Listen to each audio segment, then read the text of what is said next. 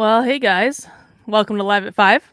Live at 5 is a stream that I do, aptly titled at 5 p.m. on Sunday, Monday, Tuesday, Wednesday, and Thursday on my main channel. On Fridays, we go over to my second channel, Actively Unwoke for Happy Hour.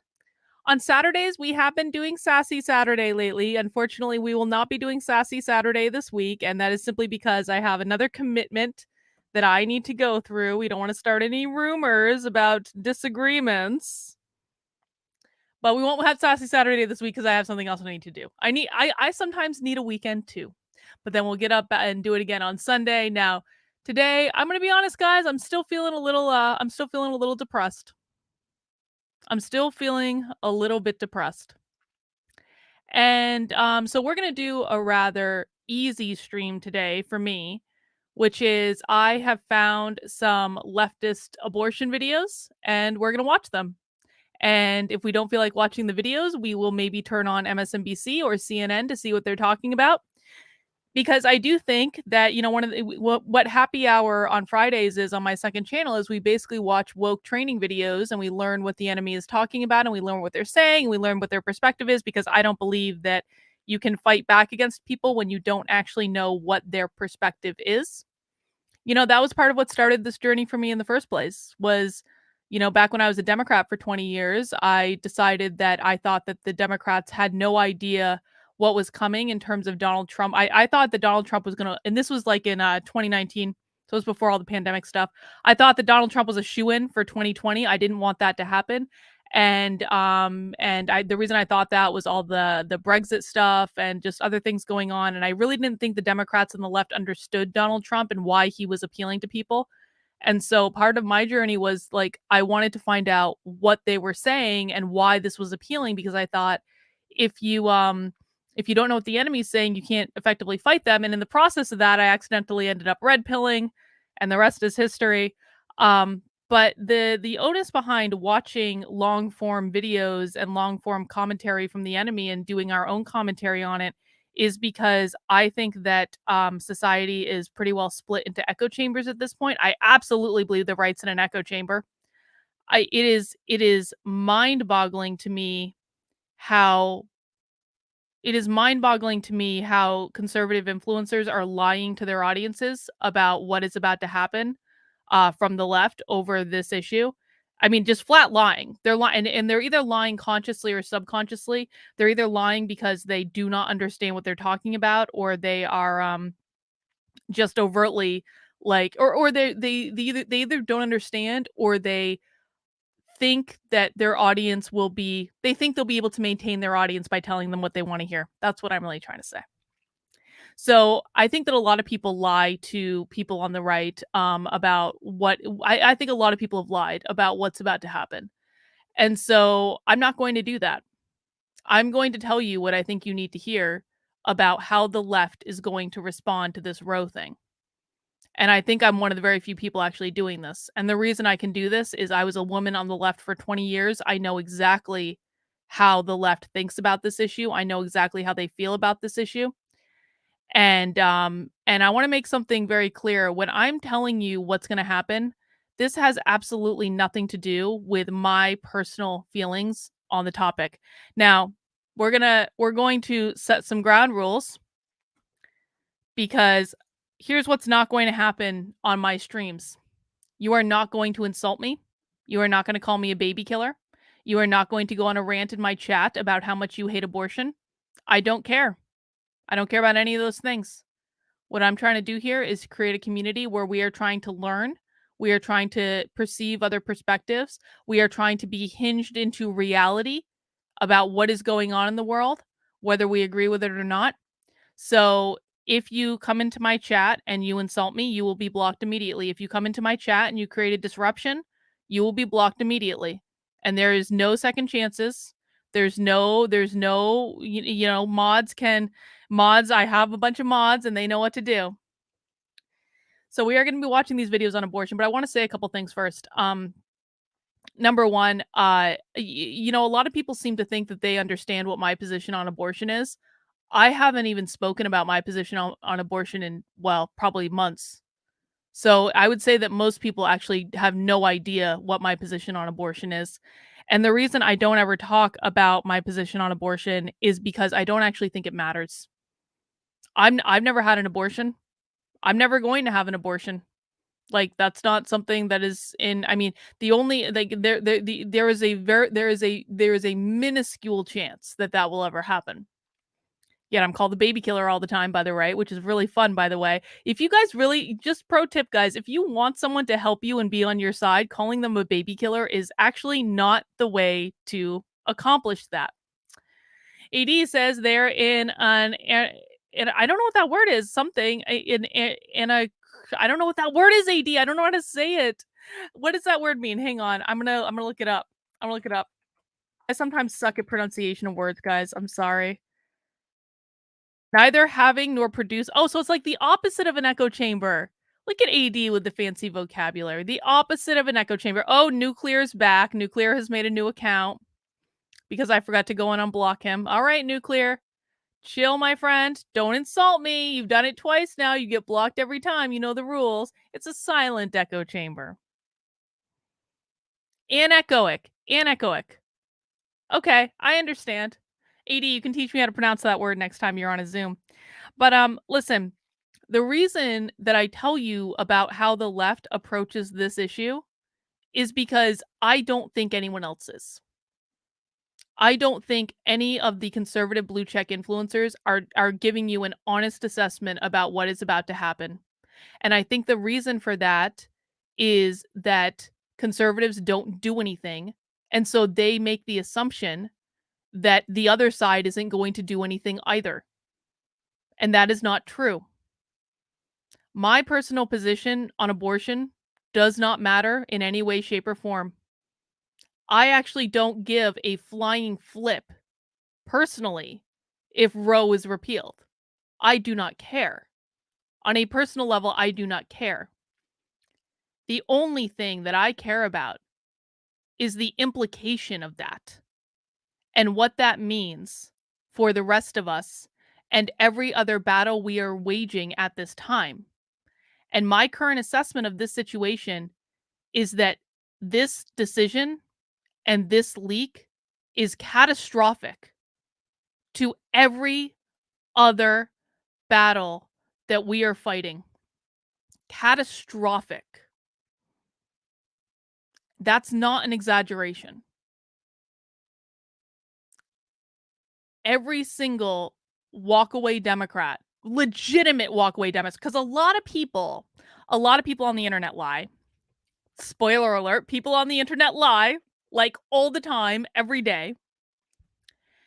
And a lot of people will say, I left the left and I am a very, very, very pro-life and I just can't imagine changing. Like, I'm sorry. If you are an extremely pro-life person, the chances that you were ever legitimately on the left is like slim to none. You can tell I have gotten very, very, very good at telling who is a conservative and who is a leftist, who is a former leftist, who is a progressive, who is a far right conservative, who is a libertarian. Every single one of these groups uses language in a very specific way that if you're paying attention to the language they use and you're paying attention to the actions that they take, you can tell what camp they fit in. And I will tell you that every legitimate walkaway Democrat, a woman who was a Democrat and got fed up with the left's bullshit over the last 2 years and left. Every single one of those that I've talked to in the last 48 hours, and I know a lot of these women, every single one of them has said never again for Republicans. Never again. They might not vote for Democrats, but they're sure as shit not voting for Republicans. They're just not going to vote for either.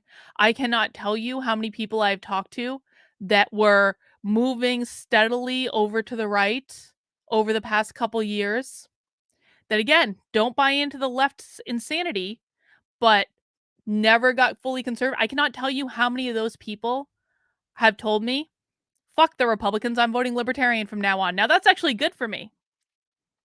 That's actually good for me Because I'm a libertarian and I want more people to vote libertarians, and the libertarians are going to be dramatically getting their shit together at the end of the month in the national convention. There's going to be a completely new leadership in the Libertarian Party.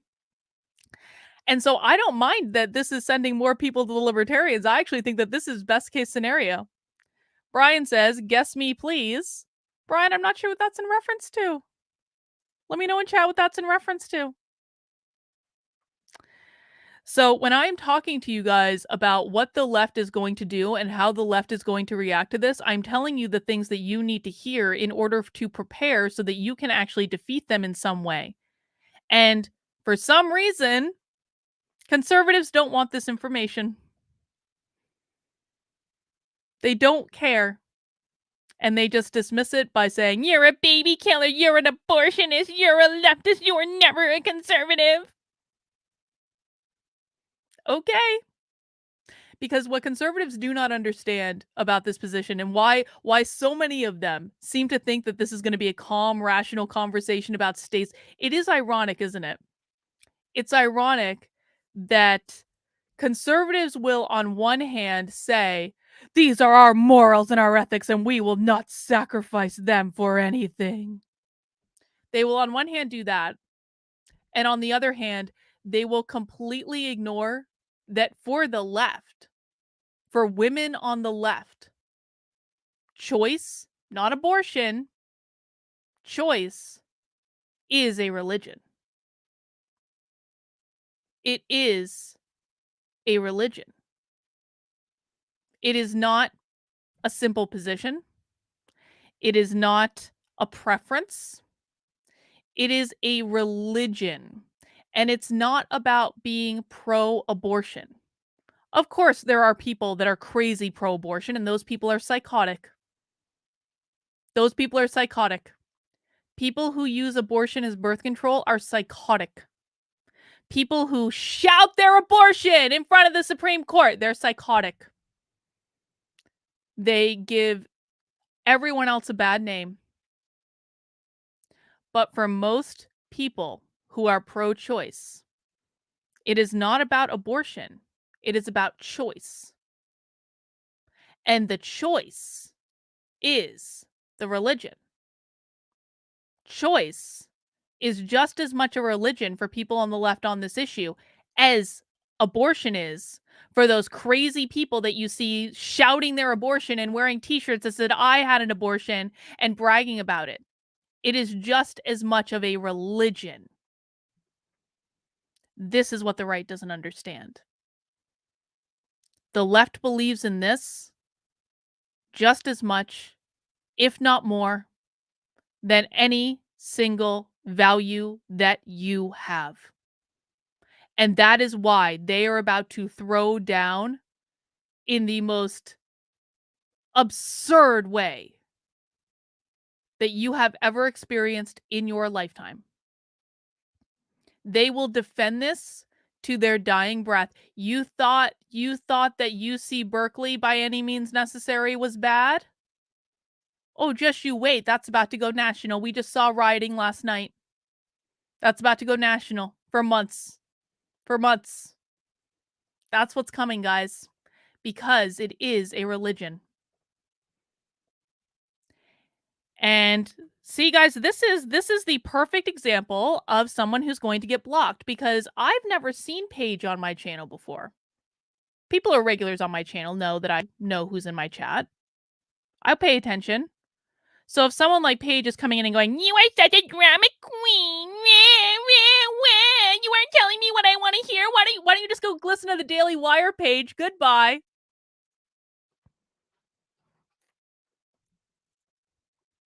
Goodbye. Because I don't have time for people like Paige. I'm sorry. I'm sorry. If you guys don't want to understand the perspective of the left, I don't know why you're watching this channel. We talk about this a lot. We talk about this at almost every stream. If you don't want to understand the position of the left and what you need to know, then why are you on this channel in the first place? Get the fuck out. You're not wanted here. Go away. See, I'm not like other content creators. I will call my audience. And I'm not pandering to this bullshit. Joseph Jonathan says, when authoritarians exist, people lose every time. That's exactly right. What camp do you fall in? I'm going to say politically homeless. I think that you probably go back and forth, depending. So when I tell you guys that you're about to experience a ship show of epic proportion, I'm not projecting what I want to happen. I'm projecting what will happen. And you can listen to it or not. And many people on the right are choosing not to listen to it. And that's their choice. And they will suffer the consequences of what's coming because they are completely unprepared. Look, what did we see yesterday when we watched MSNBC? For those who missed the stream yesterday, we watched about an hour and a half of MSNBC yesterday, just watching the reaction to this. And we might even turn on MSNBC again today. We're going to have to see how this goes. Yeah, see, I was right about Brian. I knew it. I knew it. And what did we see on MSNBC yesterday? Yesterday, we saw that the Democrats already have propaganda prepared for this. Yes, we also did see a very angry Don King impersonator. God, that guy was psychotic. Oh my God, this is why we watch MSNBC. MSNBC has all like the best people watching. CNN's pretty good. But MSNBC is better for cringe. What did we see yesterday on MSNBC? The Democrats literally already have propaganda filmed. And the reason that they have all that, they already have it ready to go, is because they started preparing to fight back against this when this case was heard in the Supreme Court. This is the difference between the left and the right.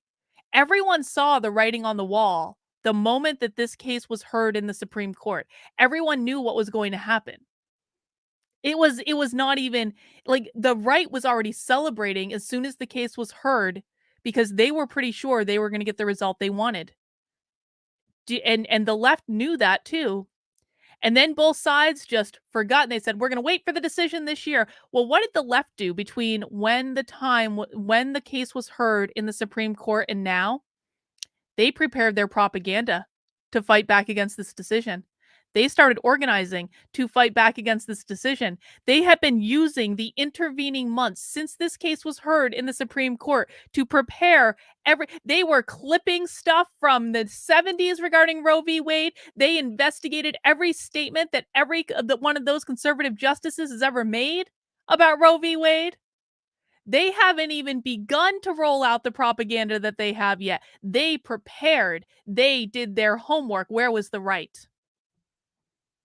Why wasn't the right ready to go with their own propaganda campaign?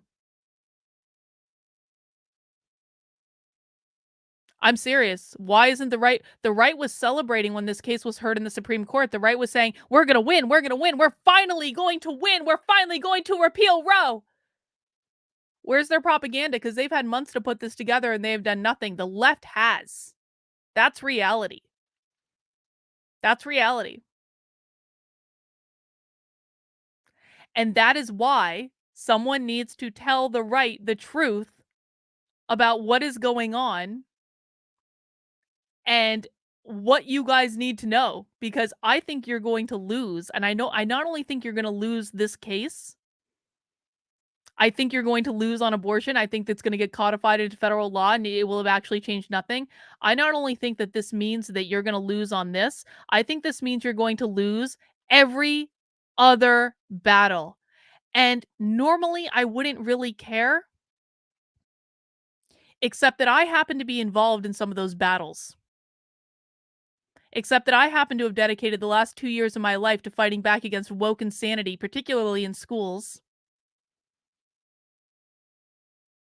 And now this threatens to derail every bit of work that I've done for the last 2 years. Every bit of sacrifice that I've made. Every bit of sacrifice that everyone's made. This threatens to derail everything.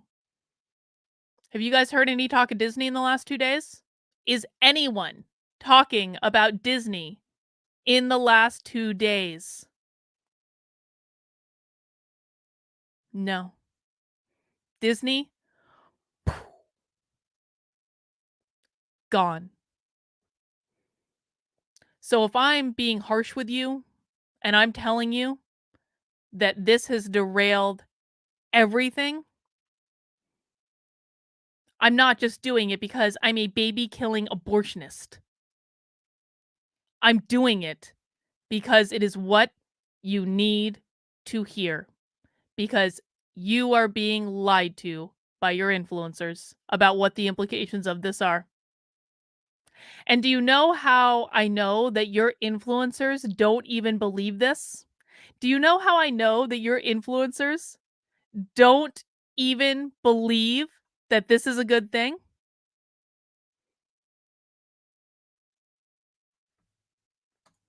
You knew exactly who you were getting in bed with and what they wanted when you aligned with the right. Well, goodbye. I haven't, here's the thing. Did you guys miss the memo that I left the right over a year ago? Pretty much like a year and a half ago? Did you guys miss that memo? I aligned with you only for the 2020 election. Then you served no further purpose for me. I haven't been on the right in over a year. Congratulations. Tell me you don't watch my channel without telling me you don't watch my channel. Goodbye. Brian, I'd be a full-blown libertarian if not for their stance on taxes. Disney just had an exec set down. What, Brian, why do you like paying taxes? Disney did have an exec step down, the communications executive, but that happened before the Roe thing. Brian, why do you like paying taxes? Like, the libertarian position on taxes is we don't we don't we don't like them. Yeah, Ty, they're still fucking calling me a conservative. It's just like, it's mind-boggling to me. Anyone who watches me knows I'm not on the right.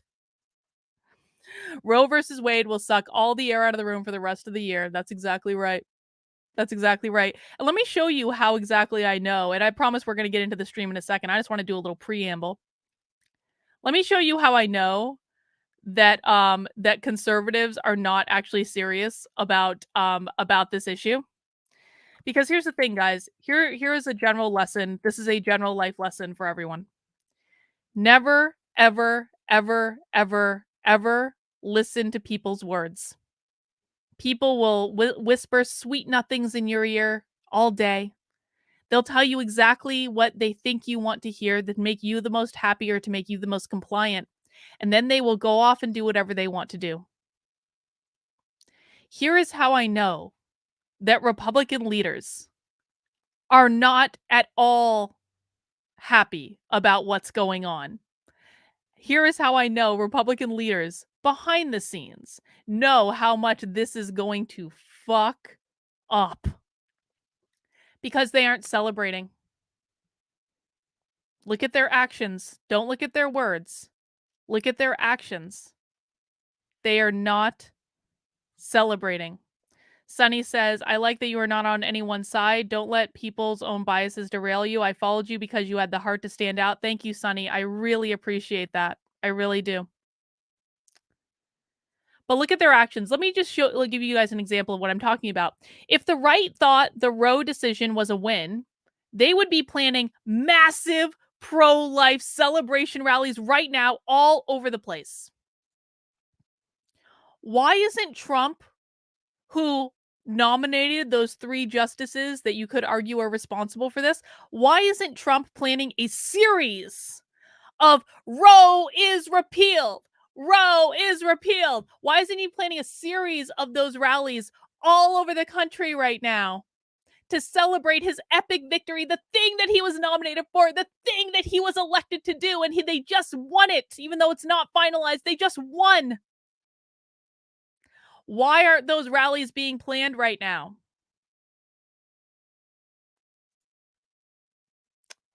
If the right is so concerned that the left was going to pressure SCOTUS into changing the ruling before it's final, then why isn't the right showing up and rallying and showing SCOTUS how much support they have? Because here's the thing, people are saying that the left leaked this to pressure the justices to change their mind before the decision is official. That's the line, right? The left leaked this because they want to pressure the justices to change before it's finalized.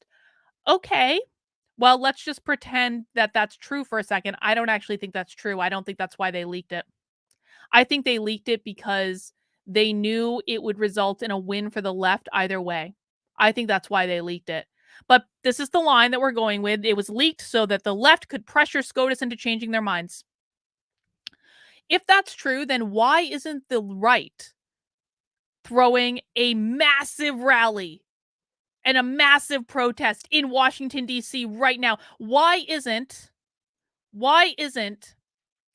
every pro-life leader planning rallies in DC outside of the Supreme Court right now to illustrate to those justices how much support they have so that the left can't be allowed to intimidate them? Why isn't the March for Life doing something to celebrate this big thing that they've been doing rallies and protests for years and years and years? This is their one job. Why aren't they doing it? Why aren't they doing it?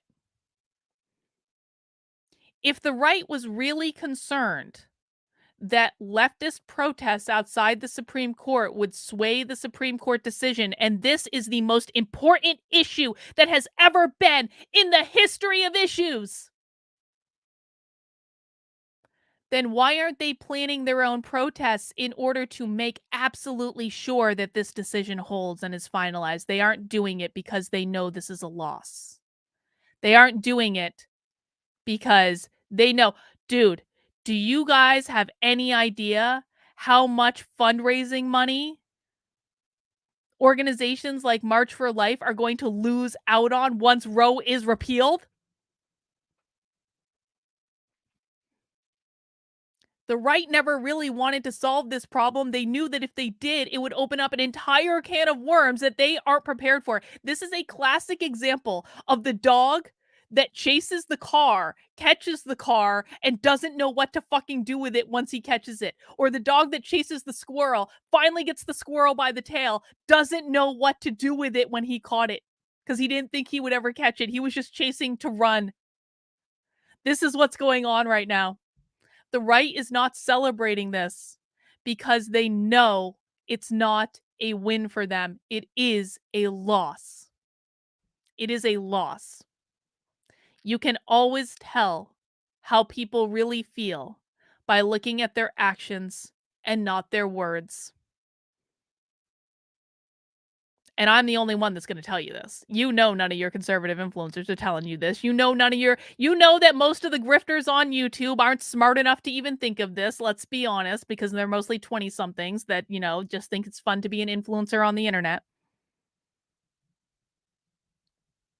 How many fundraising dollars would right-leaning causes lose if Roe actually was repealed? I'm not actually convinced they want Roe to be repealed.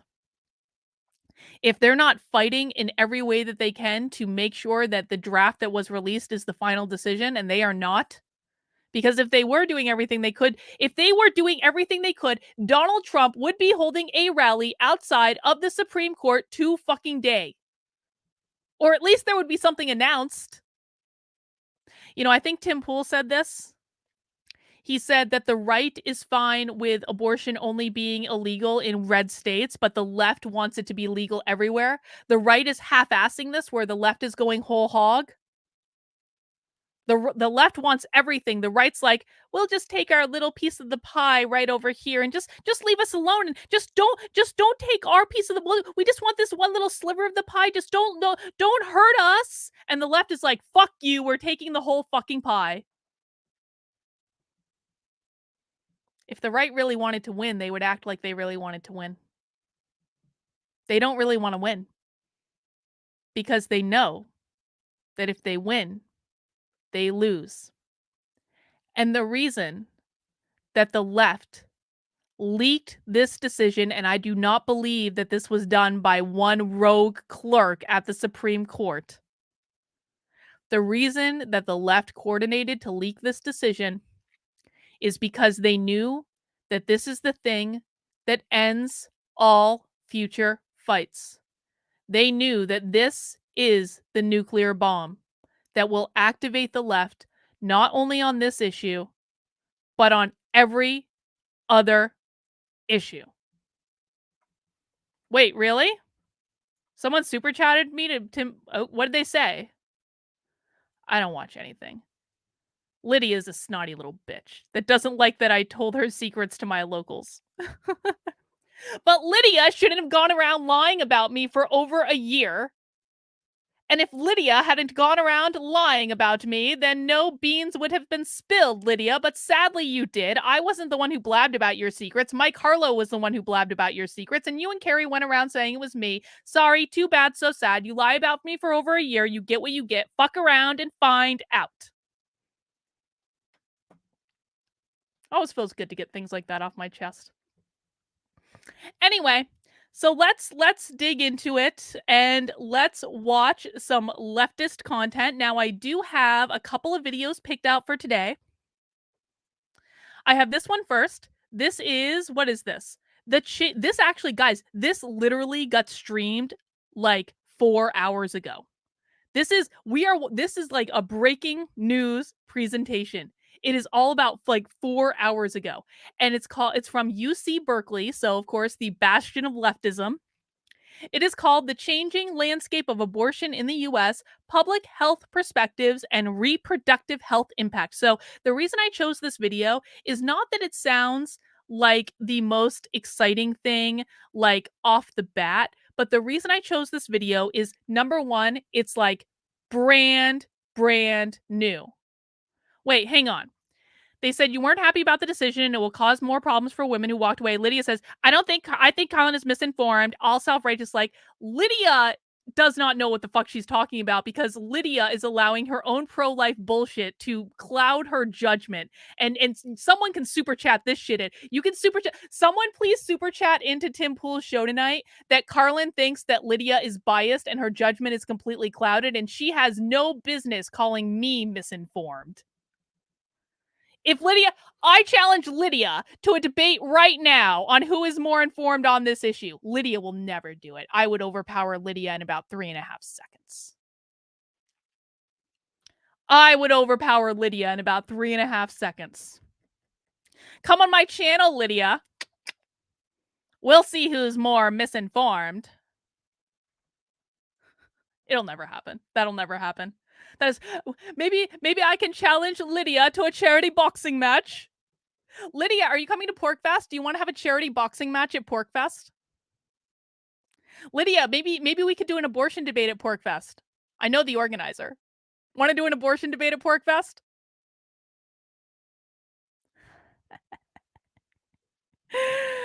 Oh, Lydia doesn't contribute anything on that fucking show. I'm sorry. She doesn't. Sorry. Not sorry. She like, I can't. Okay. We're not going to complain about that.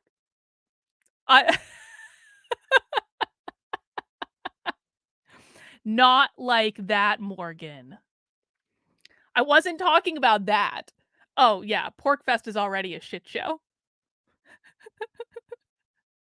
I am challenging everyone to a charity boxing match at Porkfest. It's consensual violence. It is consensual violence. Anyway. So we got this first presentation, and the reason I picked this out is because it's breaking news. They are reacting in real time to what's going on, and I want to hear what they have to say. And it's also Berkeley, and so you know it's going to be like as leftist can be. Let me say, I just got a super chat.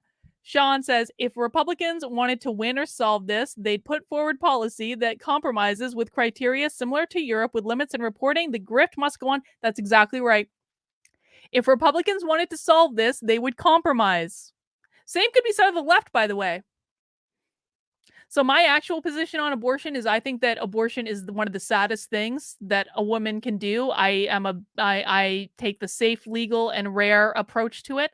And I actually mean that. I think there should be limits. I'm perfectly fine with 3 months, with exceptions for assault and health of the mother. But ultimately, it doesn't actually really impact my life in any way. And this is not actually an issue I care that much about, generally speaking. I think that anytime you step on the third rail of abortion, like you are asking for trouble. I am very... Dude. Does she fucking ever? Does she fucking... No, actually, no, I take that back. Lydia doesn't need a dom. Lydia needs to be the dom. Lydia needs to chain her new husband to the bed and act Like she has power in the situation. Lydia needs to embrace her inner Dom. That's what needs to happen. Don't get me started on people on the internet that I don't like. This is like Sassy Wednesday, is what this is. So, critical dominatrix theory. Someone please super chat into Tim Pool's show and explain critical dominatrix theory to Lydia. That would be great.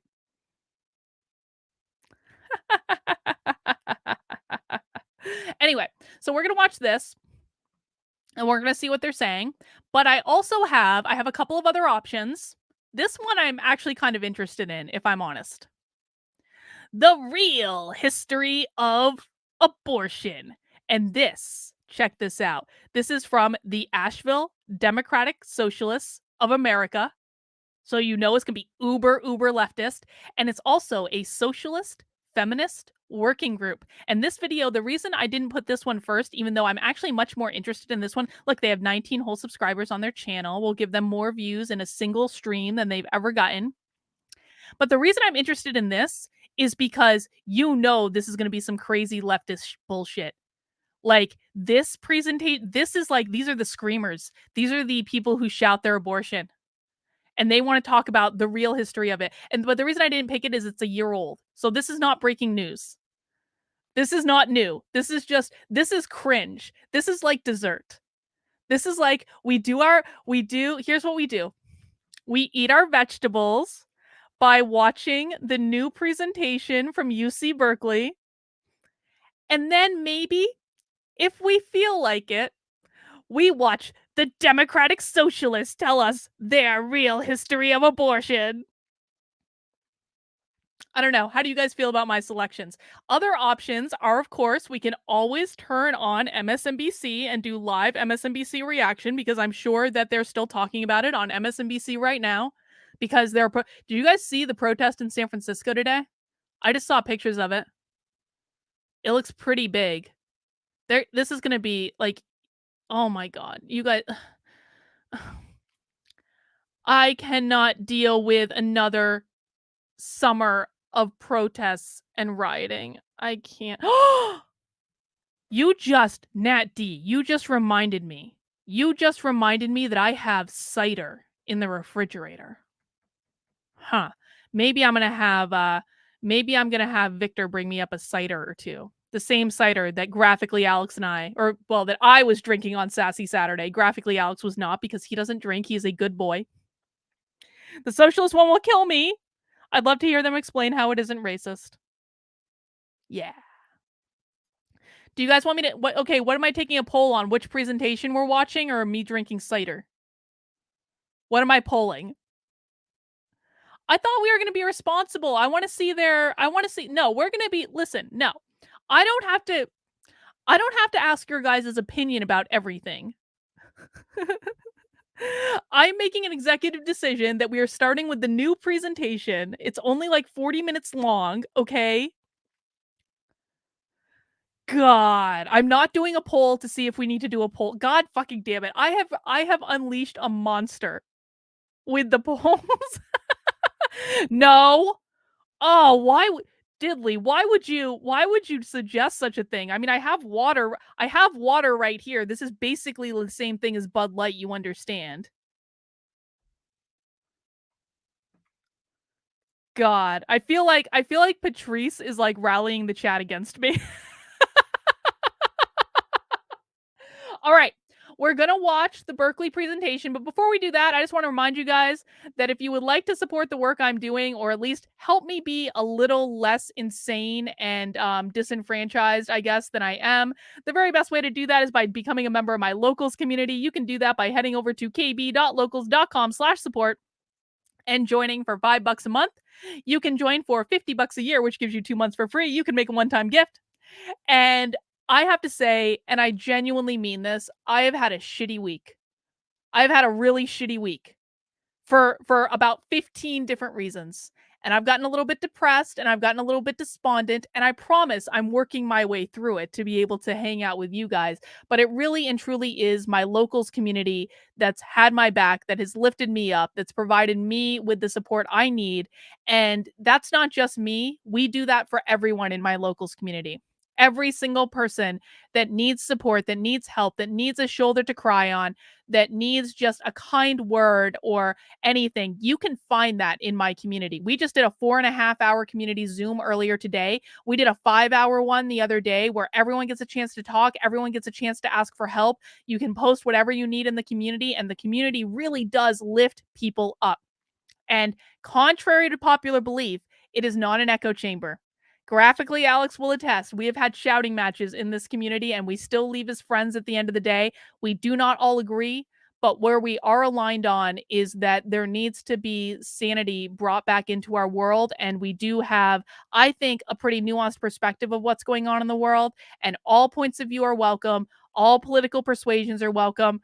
Yep, we basically all cried for like 4 hours today on a Zoom call. The Zoom calls are not recorded. It is not an echo chamber. It is fake news that it is an echo chamber. It is fake news that I block everyone who I disagree with. Actually, graphically, Alex actually made a really good point in the Zoom today. He said, it's not about disagreement. It's about dickish behavior.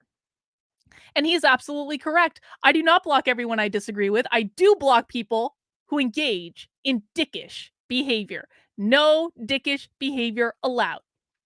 So if you want to get access to that and a whole bunch of other perks, including book club, including Bitchcraft, including our supporter Zoom, including all sorts of stuff, you probably weren't blocked for disagreeing. I'll tell you right now, you probably were not blocked for disagreeing. Email me your handle. Email me your handle. I'll tell you why you were blocked. Email me your handle. I'll tell you why you were blocked. But if you want to get access to that and much more, head over to kb.locals.com/support and join the community. It is the bright spot of my day. It is the only sane place on the internet. And I couldn't be doing this without all of my supporters. And I really, really appreciate it. All right, guys, let's dig in. And I'm not doing a poll. I'm not doing a poll. I know exactly why I blocked you. You're being kind of a dick. I know exactly. I'm pretty sure I know who you are. I'm pretty sure you ultimately did get blocked for tweet. Like the meme was like the thing that got like the tweet that I blocked you on, but that wasn't actually the reason. So I know what's going. Don't ever accuse me of blocking people for disagreement. No. And if you want it, listen, if you want to get unblocked, then email me. Go to drcarlin.com/contact, fill out the form, email me, or there's even, I have an email address on this channel that you guys can access. Send me an email tell me your handle, and I will probably unblock you. Yeah, you're not blocked. Exactly. Not blocked at all. Anyway, I'm going to have my husband bring me up a cider in a little minute. I've only eaten a muffin today, so I don't know that me drinking a cider is necessarily like the best idea I've ever had. You guys just want to get me drunk.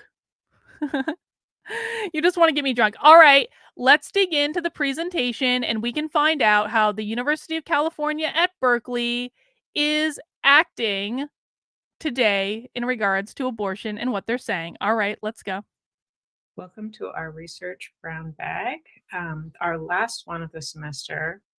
And I can't think of a topic that's more timely or important. And I can't think of any speakers that could be any more wonderful to come and talk to us about this.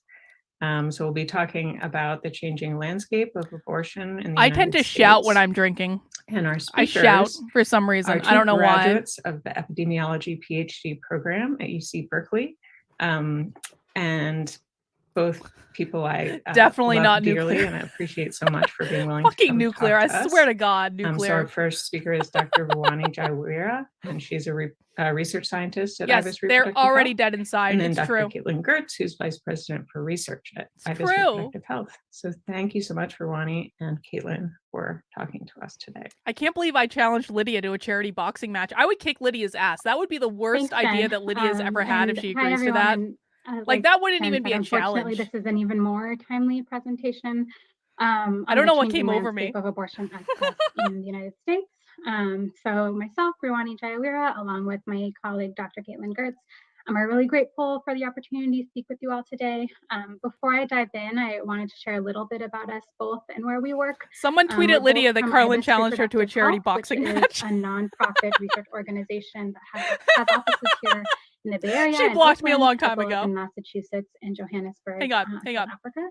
So do you know, so Lydia blocked me a long time ago. I think I blocked her first, but she definitely blocked me. But Lydia fucking tried at one point. This is just like a fun fact that has nothing to do with this video. Lydia tried at one point to like grab a I was talking about this. I think it was, you know when it was? I think it was when the Roe case was originally heard. And I was basically going on a rant on Twitter, basically like I've been doing the last 2 days, basically saying, conservatives, this is stupid. You're going to ruin everything. This is stupid for reason X, Y, B, and Z. Lydia, who blocked me, had already been blocking me for months, went out of her way to take a screenshot of one of my tweets to try to send her followers to fucking harass me. And I was like, what the fuck? Why are you reading my tweets, Lydia? I blocked you. You blocked me. We had a good thing going here. We were ignoring each other. And now you're all of a sudden talking shit about me on your Twitter where I can't see it. But guess what? Someone sent me the fucking tweet, so I knew what was happening. Like, dude, if you're going to block me, stay the fuck off my Twitter. My God. Yeah, I heard she got married. Hey man, okay, so for real, because I'm not that much of a bitch. I wish Lydia a glorious and happy marriage. I hope that Lydia's marriage is as happy as mine. Anyway, let's keep going. And IBIS conducts clinical and social science research that seeks to advance sexual and reproductive autonomy, choices, and health worldwide. And we have active research projects all over the globe and really prioritize conducting research in close partnership with service providing organizations, whether it's clinics, community-based. I never went on their show. I'm a research scientist at IBIS. Never went on their show. For research. We're both epidemiologists by training, like Jen mentioned, and graduates of the doctoral program at Berkeley. So it's really nice to be back with you all.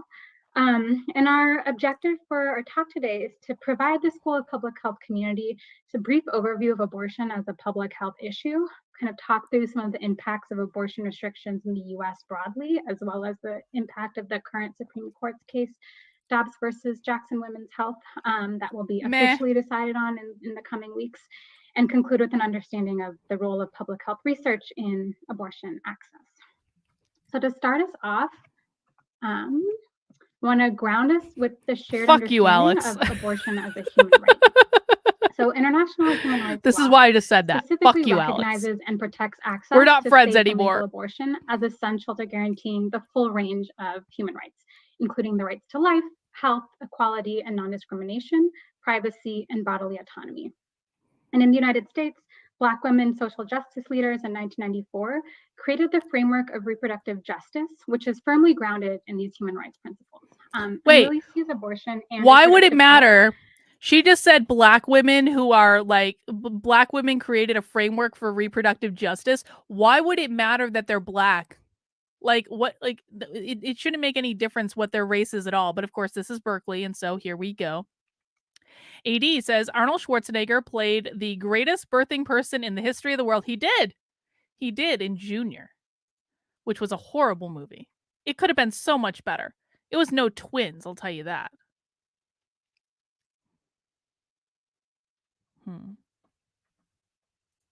Services as resources that everybody is entitled to, just like Twins healthcare, was a great education, movie. housing, Junior was a horrible movie. Reproductive justice is a contemporary framework for activism and holds the following principles. 1, the right to not have a child.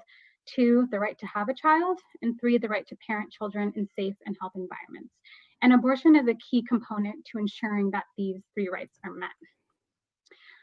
Abortion is also a very common experience shared by many people around the globe. This graph is from a 2020 study from the Guttmacher Institute and the World Health Organization that sought to estimate the annual abortion incidence rate across different regions. Globally, the annual abortion rate is 64 abortions per 1,000 women of reproductive age, which roughly corresponds to about 73 million abortions each year. And I'll pass it to Caitlin to give an overview of what Brian's been abortion trying to get methods pregnant. are. Are you going to have a penis pregnancy? Is that what's going to go on? Thanks, Rowena. Be careful, Brian. So abortions are extremely safe. Let's start with that. In a 2018 landmark report from the National Academy of Sciences called The Safety and Quality of Abortion Care in the United States, the National Academy examined decades of clinical, epidemiologic, and social science evidence to conclude that abortions that are provided in the United States are safe and effective. We talk a lot about abortion in many different contexts, but we don't really talk about what it is. So just to give us a little bit of grounding in what an abortion entails, both medical and instrumented methods are recommended at any gestation by the WHO, the American College of Obstetrics and Gynecology, and other professional bodies for abortion. The most appropriate method of or protocol for abortion differs by the duration of pregnancy.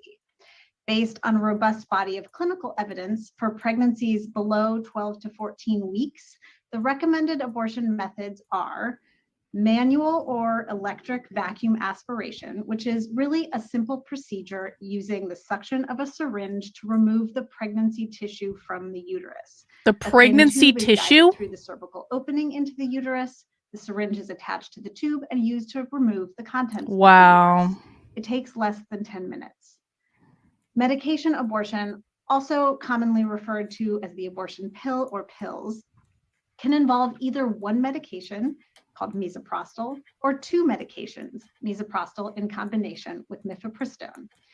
And by taking either one or two medications. Can I just say, the energy of these people, to me, this is like very grim. And this is why I really kind of resent the position that the right has put me in, because I don't like defending these people. I do not like defending this. It doesn't feel good. It feels so low and almost like this is like how watching this to me feels like low and evil and just like it does not feel good at all. And so I really resent that I'm being put in a position of needing to say the right needed to fucking leave Roe alone, because it's like I don't necessarily support these people. I don't like these people. And for me, it's a matter of a political reality in the world in which we live. Like, it's almost like, you know what this is? This already has to me like the same oh god, we have to watch the fucking Democratic Socialist one now because I want to know what the energy feels like. But it's like this is the same demonic energy as like the woke stuff, where it's just it feels vile to me. Like all the energy around the far left just feels like if demonic. Like, I don't like using the term demonic because I don't necessarily mean it in the same way that other people do, but that's just like it just it's so gross. I'm gonna smudge. Does anyone mind if I smudge? I'm gonna smudge real quick. We can keep going. It causes a process that is much like a miscarriage. Misoprostol is usually dissolved under the tongue, and mifepristone is swallowed. Both regimens, one medication or two, are safe and highly effective. We'll give you some links to medication abortion protocols in the chat in case you're interested. Later in pregnancy, the recommended surgical method is dilatation and evacuation, using essentially vacuum aspiration and forceps. Medications can also be safely used for abortion throughout pregnancy.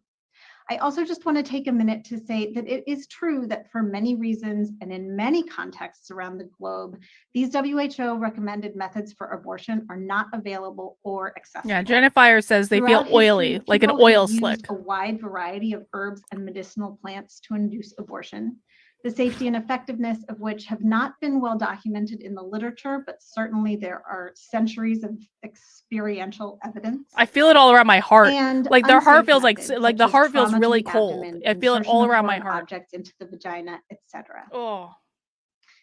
Can you pass to the next slide, Rouhani? Thank you.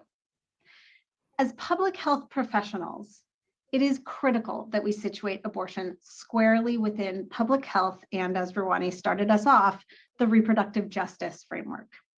Here at Berkeley, she just told you that they're going to situate this as a public health argument. The value that health is a right. We strive to reduce or eliminate inequity and injustice that affects the health and dignity of all people, especially those who are most vulnerable. Access to abortion is fundamental to individuals, couples and families, and communities' ability to obtain the highest possible level of health. It is imperative that abortion care, like all health care, is equitable, and that health care does not vary in quality based on the personal This woman looks like a characteristics devil. of whoever is seeking that care, such as their gender, their race, ethnicity, or socioeconomic status. Decades of clinical. So John Morgan says we need to give important life advice to John Morgan. I don't get how do you all feel people's auras and vibes. I get nothing. So John, I didn't always feel it either. Like part of it is like, you know, it's just a process of like opening up your intuition. The first step though, and this might sound overly simplistic, if you want to feel energy, you have to be open to feeling energy, because if you are not open to it, you will not feel it. It does not matter what, like, because you are making the choice, right? So there are all sorts of like, and people can give suggestions in the chat. You probably actually do feel it more than you think you do. Sometimes it's just like, do you have people that just make you feel good just to even be in their presence? Do you have people that make you feel bad just to be in their presence? That's what we're talking about. And then if you really focus on developing your intuition around people, you'll be able to just be much more conscious of what's going on. But most people, like, think of it like when you walk into a room and you, before anyone says anything, you just know something is wrong. This has happened to everyone. You walk into like a space and you know something is wrong, even if there's no reason for you to know something is wrong. This is kind of the same thing that we're talking about. And over time, it just like you can practice and you can meditate and you can get better at becoming more conscious of it. Epidemiologic and public health research, much of it generated by colleagues at UCSF, has demonstrated that when access to abortion is denied or legally restricted, people are delayed in seeking care, elevating risk of morbidity and mortality, as abortion is safer at any time in pregnancy than birth. What? And that people denied abortion. Wait. Did she just say abortion is safer at any time in pregnancy than birth? Did I hear that correctly? Because I feel like I was giving sage life advice to John Morgan and I may not have heard that correctly. Hang on.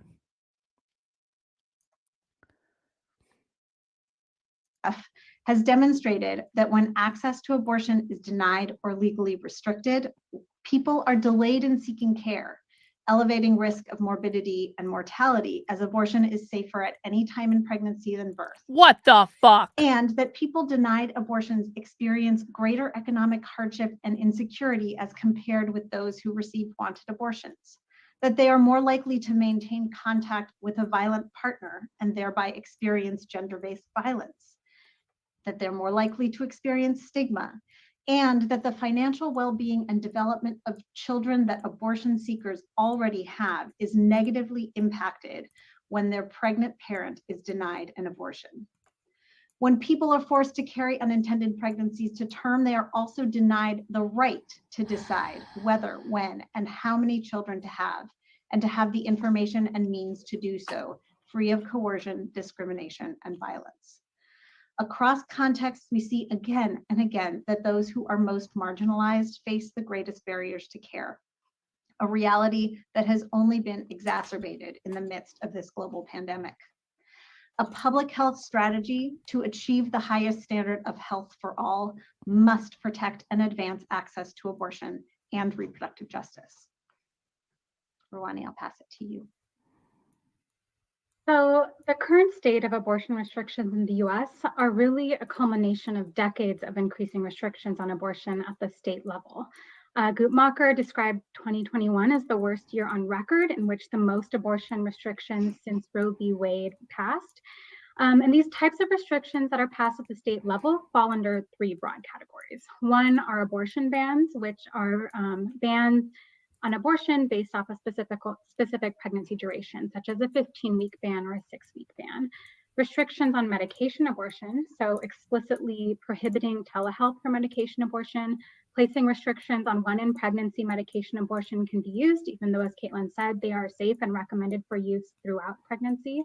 And restrictions that are targeted at forcing abortion clinics to close by passing restrictions such as requiring hallways and clinics to be a certain width, or requiring providers to have admitting privileges at the nearest hospital. There's also bans such as waiting periods that force people to wait 24 or 48 hours between their first appointment and when they're ultimately able to obtain their abortion. Laws requiring people to have and view an ultrasound even when it's not medically necessary for abortion care, as well as laws forcing providers to read medically inaccurate information about the risks of abortion, with the ultimate goal of chipping away at access at the state level. And so the last few decades of public health research on abortion in the US has been really geared towards the courts and regulatory bodies. For example, she's not as evil as the other one. She is not remotely as evil as the other one. But this is hard to watch. Research on the long-term impacts of being denied an abortion, as Caitlin just described. Research on whether different providers can dispense medication abortion. Research on the impacts of denying health insurance coverage for abortion. Research on telemedicine for abortion and its safety and effectiveness, just to name a few broad areas of research. And while there have been some wins in the past few years, so in 2016, Whole Women's Health versus Hellerstedt in Texas, and June Medical versus Rousseau in Louisiana in 2020, in both of these cases, the Supreme Court ruled that these state-level abortion restrictions pose an undue burden on people seeking abortions and were ruled unconstitutional under the precedent set by Roe and Casey. And these are two really great examples of the use of research and influencing policy. Both of these cases, Nat D, I think we might get to that with the Democratic Socialist presentation. Research that documented the harms of these laws on people's access to abortion in their opinions. Unfortunately, the current makeup of the court seems poised to overturn the prior precedents. And so research documenting the harms and impacts on access can't really be used to inform any policy decisions if the overarching framework of constitutional protections for Roe are overturned. However, there's some bright spots in states that aren't hostile to abortion rights, such as in California. There have been actions to protect and so Sean is making a great point in the chat. If Republicans move forward that kind of legislation and the Democrats say no, then Republicans take the political high ground of ensuring access in a safe, legal, rare framework. That would be, to be quite honest, the smartest thing that Republicans have ever done in their life. The smartest thing that Republicans have ever done in their life would be to find some way to have a common sense compromise on abortion, on a bill that supports abortion with this would be best case scenario, because here's the thing. The Democrats are going to try their damnedest to get rid of the filibuster to pass some crazy fucking federal abortion law. Okay? The Republicans, and I really do think, I think they would get Sinema and Manchin to bend. This is not the Build Back Better infrastructure bill. This is a whole, remember, we're talking about the religion of the Democratic Party. This is a whole other thing that is much more massive and impactful than the Build Back Better bill. So I understand Manchin and Sinema not bending on the filibuster for that, but for this, I absolutely think they could get Kristen Sinema to bend, and I think if Kristen Sinema bends, Joe Manchin bends. But the smartest thing that the Republicans could ever do would be to find some compromise with the Democrats on some federal abortion bill that puts very strict limits, like, again, 3 months, exceptions for rape and incest and all that stuff, and health of the mother. That would be the smartest thing they've ever done. They would gain, I think if the Republicans did that, they would gain so much political capital from the votes they just lost. Of course, they're never going to do that. That's never going to happen at all. The base of the Republican Party, the Christians, would feel like it was a massive betrayal to the victory they just had, that they don't even want to celebrate as a victory. It would never happen. But that would be the smartest thing that Republicans had ever done. They could do it to protect the filibuster, which would prevent the Democrats from stacking the court and doing all the other crazy shit they want to do.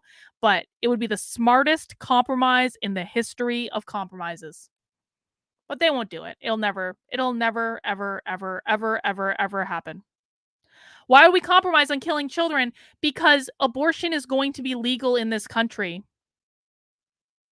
And you can either have common sense boundaries, or you can have post-birth abortion. Choose. You're getting one of those two things. And plus, P.S., if the Democrats get rid of the filibuster, you're not only getting post-birth abortion legalized on a federal level, you are getting every other crazy bullshit thing the Democrats have ever wanted to do ever. That's why. That's why you compromise. Nat D says, everyone watch the film Citizen Ruth with Laura Dern. I don't know what that movie is, Nat D, but thank you for the suggestion.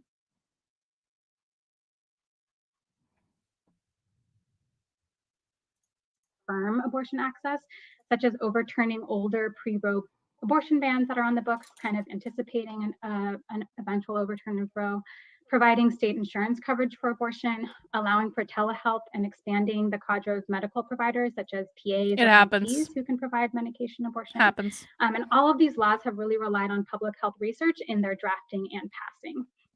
In California 3 years ago, just thanks to efforts from students here at California passed legislation to provide abortion pills on all public university campuses at no cost. And earlier this year, there was legislation passed to eliminate all out-of-pocket costs for abortion. California is providing abortion pills on public university campuses? Wow. Jesus fucking Christ. Abortion care in the state of California. And there's a slew of protective legislation that's been introduced, such as establishing funds for those traveling to California from other states and protections for providers and support people. However, the latest slew of abortion restrictions, such as the 6-week ban that was passed in Texas last year and a 6-week ban about to go into effect in Oklahoma, the Supreme Court has really allowed these to go into effect, even though they are not constitutional under the precedent set by Roe v. Wade. And I'll pass it back to Caitlin to talk about what's happening not in Texas anymore. And what well, we almost. anticipate happening moving forward. Thanks, Rawani. So just to drill down into what it looks like when clinics close and when restrictive abortion laws are passed. On September 1st, 2021, Texas Senate Bill 8, which I'll refer to as SB 8, the most restrictive state-level abortion law in the United States, went into effect. The law bans abortion upon detection of embryonic cardiac activity, which can take place as early as 5 to 6 weeks after a person's last menstrual period, which is far before many people know that they are even pregnant. The law also permits anyone to sue abortion providers and others who help someone obtain an abortion in Texas after this stage of pregnancy.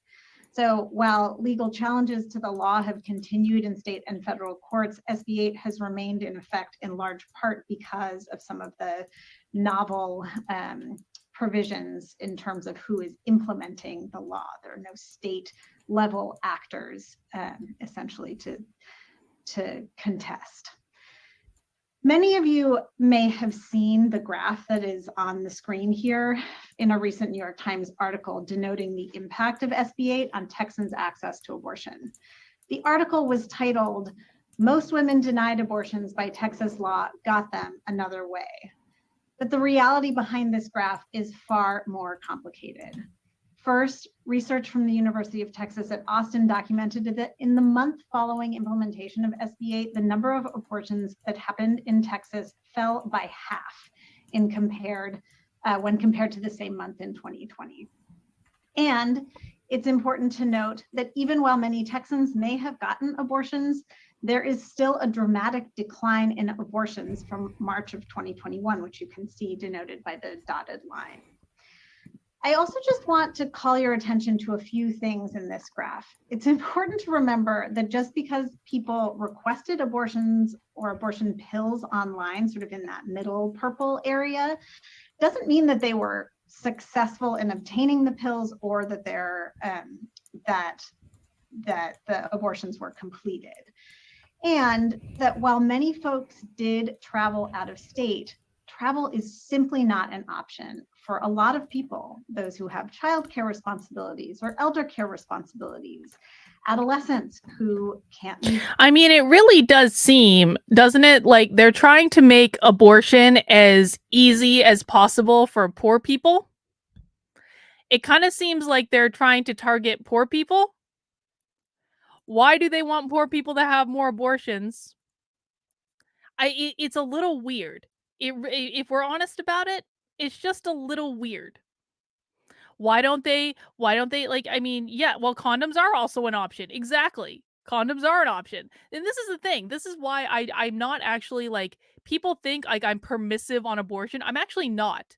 Like, you can go get free condoms at Planned Parenthood right now. Planned Parenthood, by the way, which is about to have their largest fund in the, you can go get free condoms at Planned Parenthood. You can get very low control at Planned Parenthood. You can use the pull-out method if you're feeling, if you didn't do either of those things. There are other options to not getting pregnant. I somehow managed to have a metric fuck ton of sex in my 20s and I never got pregnant. And so I don't actually really have a lot of sympathy for people who have like unintended pregnancies because there are so many options. But it does seem a little suspicious to me that there are any number of ways that these people could reduce unwanted pregnancies and they don't, and they just want to make abortion available for everyone. It's a little bit weird, but God, I can't wait. I can't wait. That's actually not true. I actually, I have mixed feelings about menopause. I have such mixed feelings. Hopefully it's many years away, but part of me is like, man. Well, Brian, that is a personal problem. That is a personal problem. Thank you for sharing. Home or tell their parents. Folks who have jobs that they can't miss multiple days of work for. Not to mention the pull-out method. Those who travel from Texas, most you get the pull-out method. That's all you get. No, you can wear a condom. A condom is a form of like male birth control. Law that is about to go into effect, virtually eliminating abortion provision in the state of Oklahoma. Critically, though, I also want to say that this graph minimizes the work that went into getting people abortions in Texas or elsewhere. That abortion funds, people in abortion clinics, those working at the grassroots level just to ensure people get to care is simply an unsustainable amount of time, effort, resources, coordination, and money that should not have to be expended for access to what is, as we have talked about, a simple, very common medical procedure. Next slide. So when we signed up to give a brown bag today, we did not quite realize how timely. Wait. Hang on. Is this real?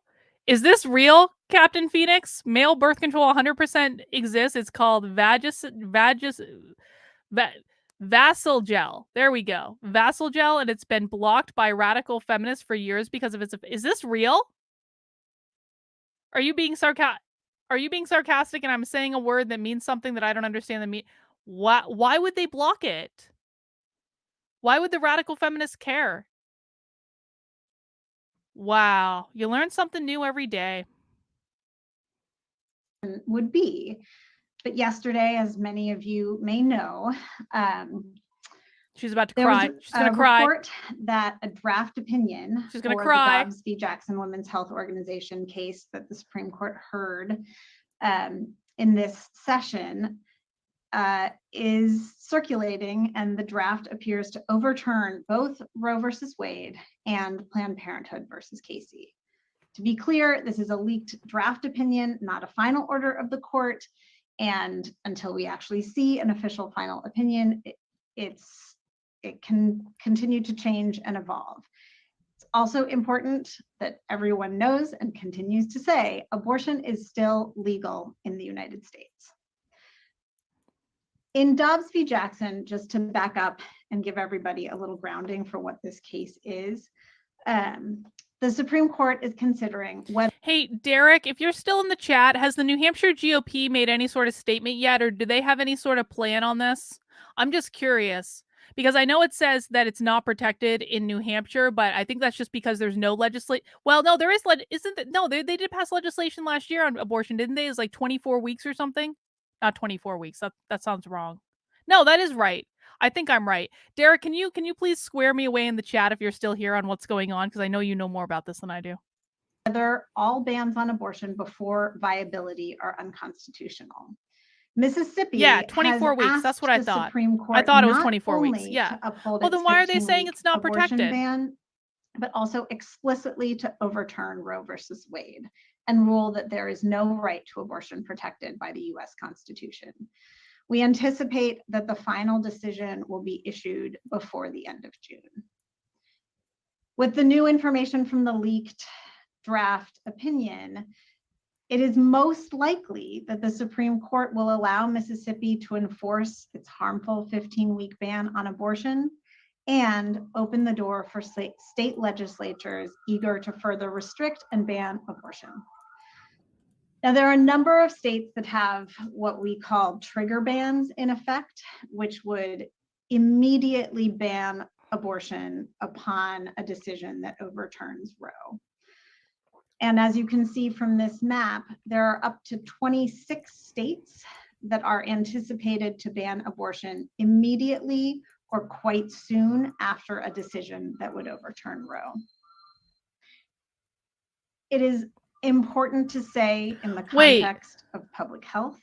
So, okay, so they've got New Hampshire as one of the states that they say is not, like, abortion is not protected, but you can, like, they just passed this abortion thing last year that you can get an abortion up to 24 weeks.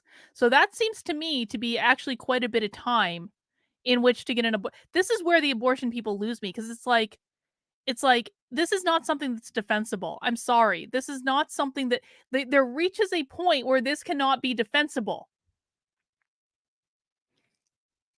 So it doesn't really seem to me like this map is accurate, because it seems like they just want abortion up until the moment of birth, and that's the only thing that they consider protecting abortion. And that's not, I'm sorry. That's just like, listen, like, you guys know my beliefs on this. Like, I actually don't think that death is a bad thing.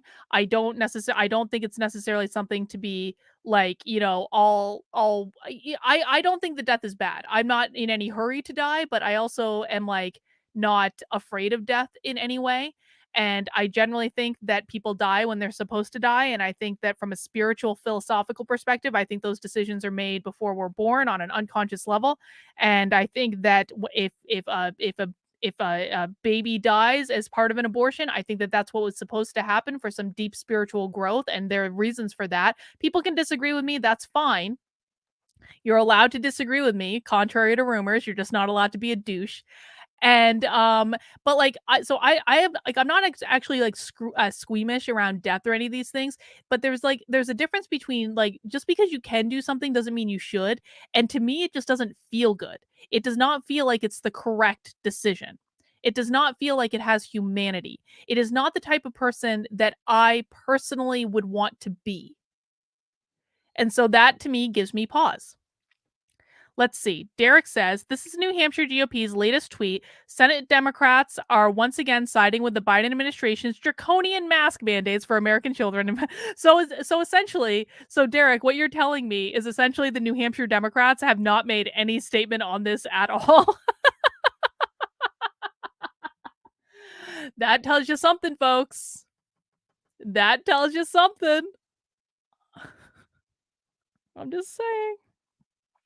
Abortion bans, like Mississippi's, are a part of the intertwined systems of oppression that deny Black, Indigenous, and other people of color access to their rights, and are rooted in anti-Black racism, white supremacy, and other forms of discrimination. Oh, really? We have to situate ourselves in the multiple intersecting systems of oppression so that we can understand the true public health impact of abortion bans. Abortion bans are racist.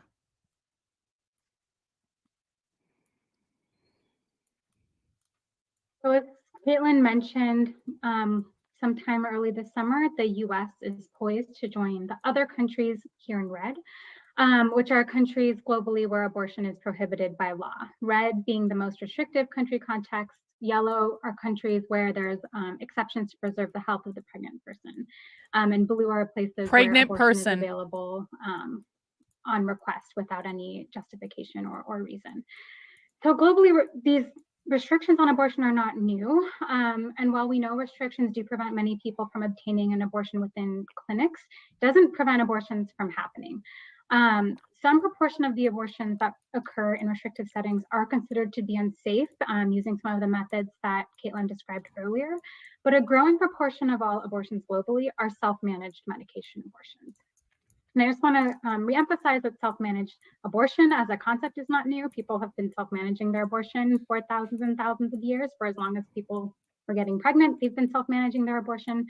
And it was pregnant people in Brazil in the late 80s who God, first I discovered cannot. misoprostol, one of the WHO recommended medication drugs, as an effective abortion medication. So really the roots of Thank you, Derek, for doing my homework for me. New Hampshire is abortion legal up to 24 weeks, past that with exemptions for rape, incest, and medical complications, which includes emotional distress. That to me seems a more than reasonable compromise, like a more than reasonable compromise. medication abortion itself are really rooted in the concepts of autonomy and self-managed abortion. And so many of the countries in red, there are community-based organizations and activist networks, which are often called accompaniment groups or safe abortion hotlines, that provide people with information and support on how to safely and effectively self-manage their abortion using these WHO recommended medications Caitlin described earlier. And so listen, man. So Nat D says Planned Parenthood as an organization is corrupt from the inside. Even though I lean pro-choice, I can't support Planned Parenthood like I used to. I'll say this about Planned Parenthood: I got most of my healthcare at Planned Parenthood for like a long time. Well, in regards to like women's things, like, and Planned Parenthood provided me with very low cost birth control for a very long time when I wasn't making a lot of money. And I will always be grateful that I had that option because it was the option that I had at the time. And so, I have no shade towards, I won't throw shade at that organization for providing me with low cost healthcare that I needed in order to be able to have a metric fuck ton of sex in my 20s and not get pregnant. I'm very grateful that I was allowed to be able to have a metric fuck ton of sex in my 20s and have access to low cost birth control at the same time. That's what your 20s are for. Before you get older and you let yourself go and you move on with life and you get married, I was able to have fun in my 20s because of that, and I have no regrets. I just think that like I do think that they get a bad rap, and some of that bad rap is rightfully earned. But at the same time, people don't talk about the fact that in many communities, they are the low cost provider for many of those communities. And so this is where I really do think the right drops the ball quite a bit, where the right could be creating an organization like Planned Parenthood that provides low cost access to birth control, that provides free condoms that they can hand out, that provides, resources for people who are doing these types of things in order to reduce the number of abortions. If the right was really serious about reducing the number of abortions, it wouldn't have done what it just did and gone after Roe, because the number of abortions are going to increase under this. They're not going to decrease, it's going to increase, because that's what happens when you restrict things. But if the right was really serious about reducing abortions and saving babies, they would create their own type of Planned Parenthood organization where they're not doing abortion, but they're providing other types of low-cost care to people who need it. They don't have that. They don't have it.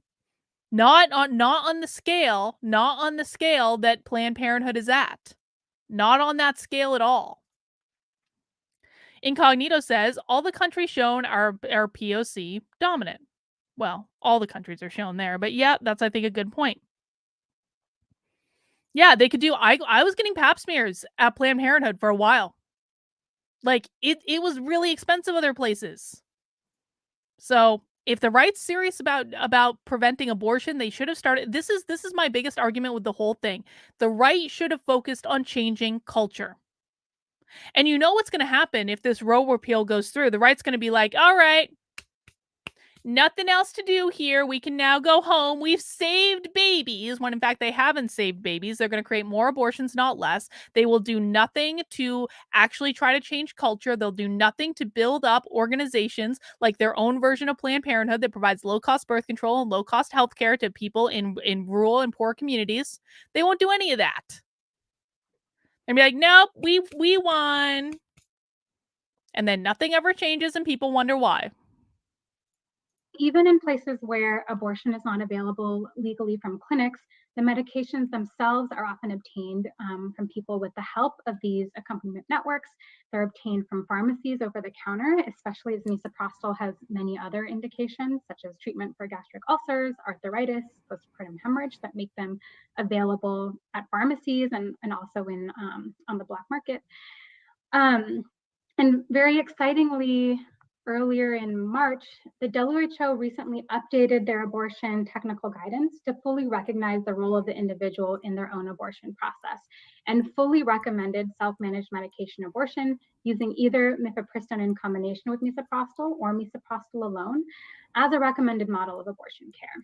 And this change in the guidelines is really a monumental shift in global abortion policy, recognizing the individual as their own abortion provider, and is largely due to the efforts of these activist networks and their partnership with researchers to document the outcomes of those that they support.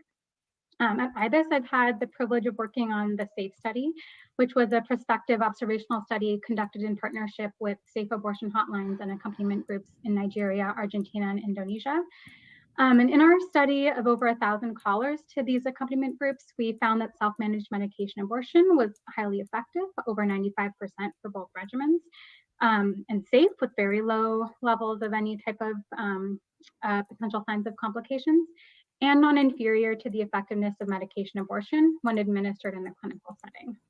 And this research, along with other research by some of our colleagues on the effectiveness of self-managed abortion, as well as the decades of experiential evidence from our activists and accompaniment group colleagues, really informed this shift in the WHO guidelines to recommend it as a method. And given where things are headed in the US, we would expect that the need for self-managed medication abortion may be the only option for effective abortions in restricted states, especially for those who are unable to travel.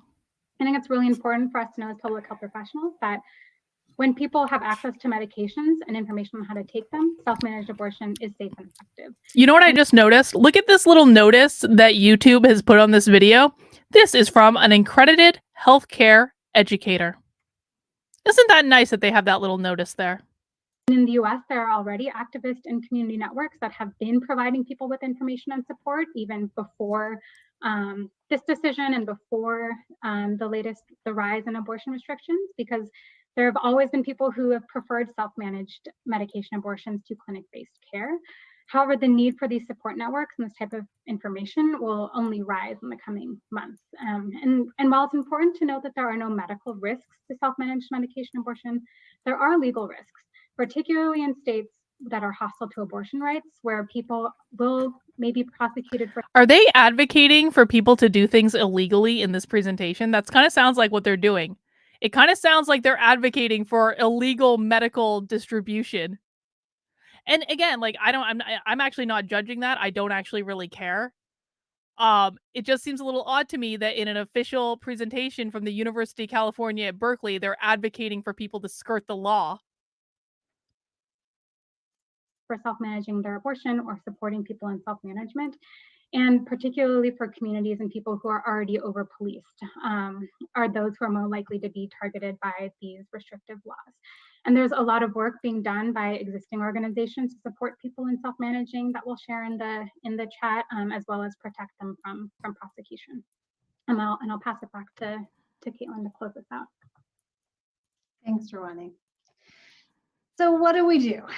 What's next? I think as we, as a public health community, come together to think about much of what we've talked about today, it can be easy to despair and to feel overwhelmed by the violation of public health and human rights principles that this moment in our country's history represents.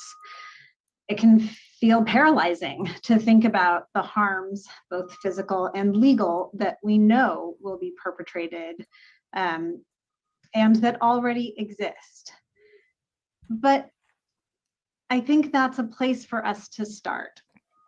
Though we broadly do understand she is awful. What many of the harms will be, one of the roles of public health researchers must be to document the impact of restrictive abortion laws broadly, and to continue unflinchingly to observe so that the harms do not become invisible. It's also our role to be responsive, to listen to communities who know what resources they need and ways in which research and evidence can help to advance access. Rwani talked a bit about some of the innovative interventions that our colleagues all around the world who have experience working under more restrictive laws than we may even see here have been able to implement in order to provide access to high quality, person-centered abortion care, even in restrictive legal settings. Person-centered, hang on. Can we talk about the irony of calling it person-centered abortion care for like a second?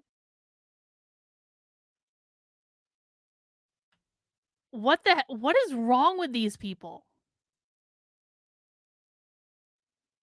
This is why, I mean, you can really tell from this, like, the left has really just lost their humanity. And again, this is why, listen, I am absolutely harder on the right than I am on the left on streams and on Twitter. But the reason that I'm harder on the right than I'm harder on the left is the right is literally allowing these people to win. The right, because of their lack of strategy, their lack of motivation, their lack of any sort of like engagement at all, is allowing these people with no humanity to win. They are allowing evil to win. And so who is actually more guilty? Who's more guilty? Is it the person who is evil? Or is it the group of people who know that this person is evil and who still sit back and allow the evil person to win? This is why I am so much harder on the right than I am on the left, because they are allowing this. And they're kicking back their feet and saying, well, nothing we can do. Oh, I mean, I just can't be bothered to plan a rally or to write an email, and just, I just don't want to engage in conflict. And like, it is infuriating. It is infuriating. The amount of complaining and whining and protestations and the amount of people that come into my feed every single day insulting me and insulting other people who are trying to tell them the truth, who are trying to say, here is what you need to do to beat the left. And they go, leftist!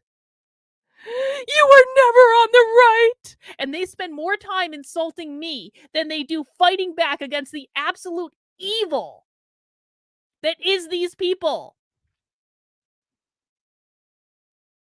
And then when they're not insulting me, what they're doing is getting in the way and making problems when I am trying to do the thing that they refuse to do. It's infuriating.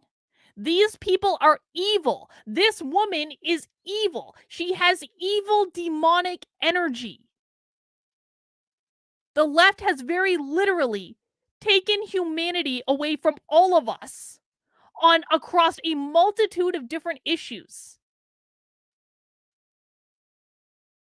But we can't fight back against them effectively because the right fucking refuses. It is mind-boggling to me. Mind-boggling. Health researchers to evaluate those interventions, to understand what works and what doesn't work, and what can help to make access and quality easier and better, even amidst continuing challenges. I think finally, when I think about, or when I take a step back to think about what the future looks like, certainly, as Rwani has said, the public health research strategy that for years generated evidence sort of in the service of contributing to court decisions and to policy decisions may not be the specific strategy for the next 20 to 40 years. But because we now know and have a better understanding of the many intersecting oppressions, the many ways in which abortion touches on other public health, social justice, and reproductive justice issues. As public health researchers, we can contribute to the efforts to lay the groundwork for a more equitable future of not only abortion access, but access to all of the things that individuals need to be able to choose when, whether, and how to parent, and to do so in when, whether, and how to supportive parent. and free from violence. Whether to parent. I do think that that is something hopeful to hold on to, and that we as a public health community have a responsibility to situate ourselves in the fight for abortion access and to ensure that even with the restrictions that we will inevitably see, people still are able to access evidence-based, high-quality abortion care and to lay the groundwork for a better future. I mean, Nat D, I hadn't actually thought about this before because, of course, Children of Men is about a future dystopian reality in which people stop being able to get pregnant. But I hadn't actually thought about this before, but like the lack of humanity that you see on the woke left, it is the same lack of humanity that exists in Children of Men, right? It's exactly the same vibration of like, just like, so what happens to society when people stop getting pregnant and there stop being children in the world is society just starts to break down and people just turn into just absolute evil, vile creatures, right? They lose their humanity. And it's almost like the woke left is already acting this out right now. They are quite literally losing their humanity. And people are still getting pregnant. So it's not exactly like an exact translation, but the vibe is the same. I think we'll share a few Great book resources too. now and then open it up for questions.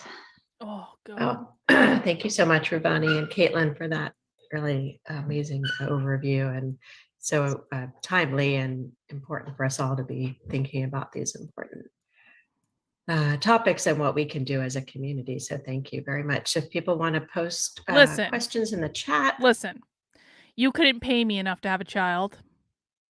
If I do have a child, it will be an accident. I haven't ruled it out, but like, you know, it will be an accident if it happens. It's not going to be planned. There will be one and one only if it does. But no, I mean, for real, like, you couldn't pay me enough money to have a child, and I don't think I've lost my humanity. I just don't like I don't think I'm cut out for it. I don't particularly like kids. But that doesn't mean that I've lost my humanity, right? God, I spend more time railing about what's going on to kids in schools than most parents do.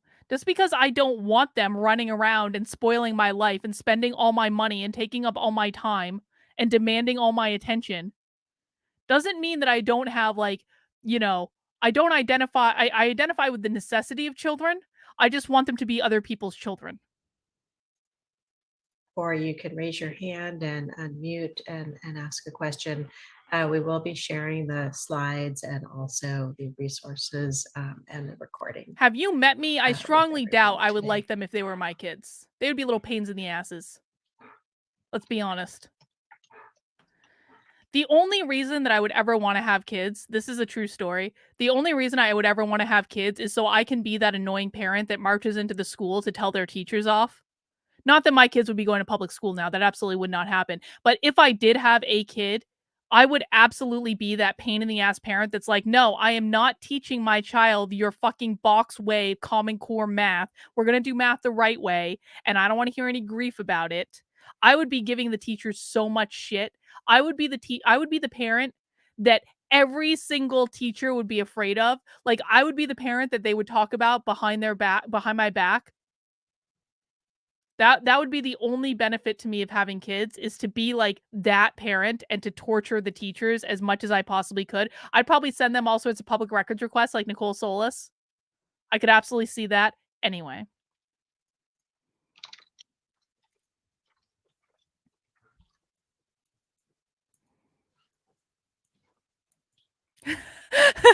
Alex, I will raise my child like Simba.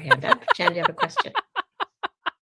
Hi there. Thank you so much for your really sort of broad and comprehensive presentation. Oh God, this woman is dead I was inside. hoping one of you could speak a Dead little bit more inside. about if you're aware of activities that They are have happening to try hang to on. support those. They have a fucking hotline about your own medical abortion. They have a hotline. Wow.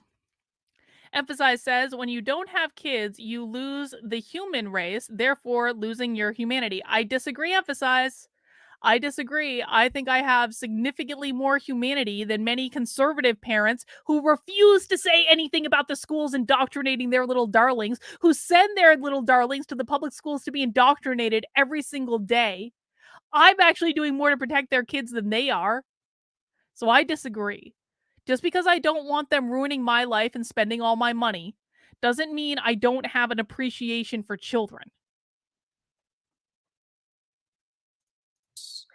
Folks in states where it's anticipated that restrictions are going to be, much more, I don't know, even more that restrictions are going to be tighter than they already are, and or that they may have to go further than they would have previously to seek care if they're going to go out of state. Sort of, what can your average Bay Area resident do to be supportive of whether it's donating or whether it's organizing or just sort of practically. I think I'm feeling a little bit like helpless in terms of like what actions could be taken. So if you have thoughts about that, I think that would make me feel like I have ways to engage. Yeah. Thanks, Jen. Sorry, I'll start and Rawani jump in. I mean, certainly, and we're happy to share a list of resources. Many of the resources on this page are great sources for both information and places where you can find organizations who are either close to the ground. I can see somebody put a link to the Lilith Fund, which is a Texas-based fund. The National Network of Abortion Funds coordinates many of the local and regional abortion funds. So, funds the funds is one way. I want to speak to something Captain Phoenix says, and listen, I'm not actually questioning what Captain Phoenix is saying. What Captain Phoenix is saying is fine. So this is false. Restrictions in general are not going to get more severe. They're going to get a lot more lax in blue states and largely remain unchanged in red states. I don't think that's true. I think red states are absolutely going to try to ban abortion now that they know there's benefit to doing it. But the point I actually want to make here is it doesn't matter. It doesn't matter. It does not matter that abortion will still be available in this country. It doesn't matter that it will still be available in blue states from the perspective of what are the implications of this from a political reality, and how are human beings going to respond in this situation. So it does not matter to people on the left that abortion will still be legal. Does not matter at all. Not to the people who are going to cause us problems for the next May, June, July, August, September, October, for the next 7 goddamn months. They don't care. Because again, what have we learned on happy hours? In happy hours, we have learned that the left is not about logic or reason or fairness or justice. They are only about power, and their goal is to destabilize the system. This is why conservatives are making this misstep. They think that critical race theory is about race. They think it's about being anti-white, again, because their influencers have lied to them and have behaved grossly irresponsibly. But critical race theory is not about race. It is only about power, and the reason they are implementing it is to destabilize the system. In the same way, all this abortion stuff is not actually about legal access to abortion. It's not about that at all. It is about gaining power and destabilizing the system. Once people start to realize that everything that the woke left does is about destabilizing the system and making life harder for the rest of us, and so that they can gain more power, that's when you start to look at things differently. That's when you start to really understand what's going on. This Roe shit and the riots and the protests that we're all about to experience until November is only about destabilizing the system so that they can gain more power. No amount of rational conversations about what this actually means is going to prevent that they are trying to destabilize the system so they can gain more power. And in this case, they will be successful. Yeah, I know you guys, and I'm not saying anything against you. I'm just using, I think you were making a good point, and I was using it. I was using you, Captain Phoenix, in order to expand on a broader point that I wanted to make. That's the lens that people need to be looking at this through to understand how the left is going to react in this situation. Carlin, are you saying that the thing is psychology? Yes. In order to understand how the left is going to react in this situation, you have to understand what their motivations are. Their motivations are to gain as much power as possible, gain as much political power as possible, so that they can destabilize the system, so that they can destroy capitalism, so they can usher in a little Marxist utopia. We see this happening this is why people need to come to happy hours on Fridays, man, on my second channel. The link is down in the description somewhere.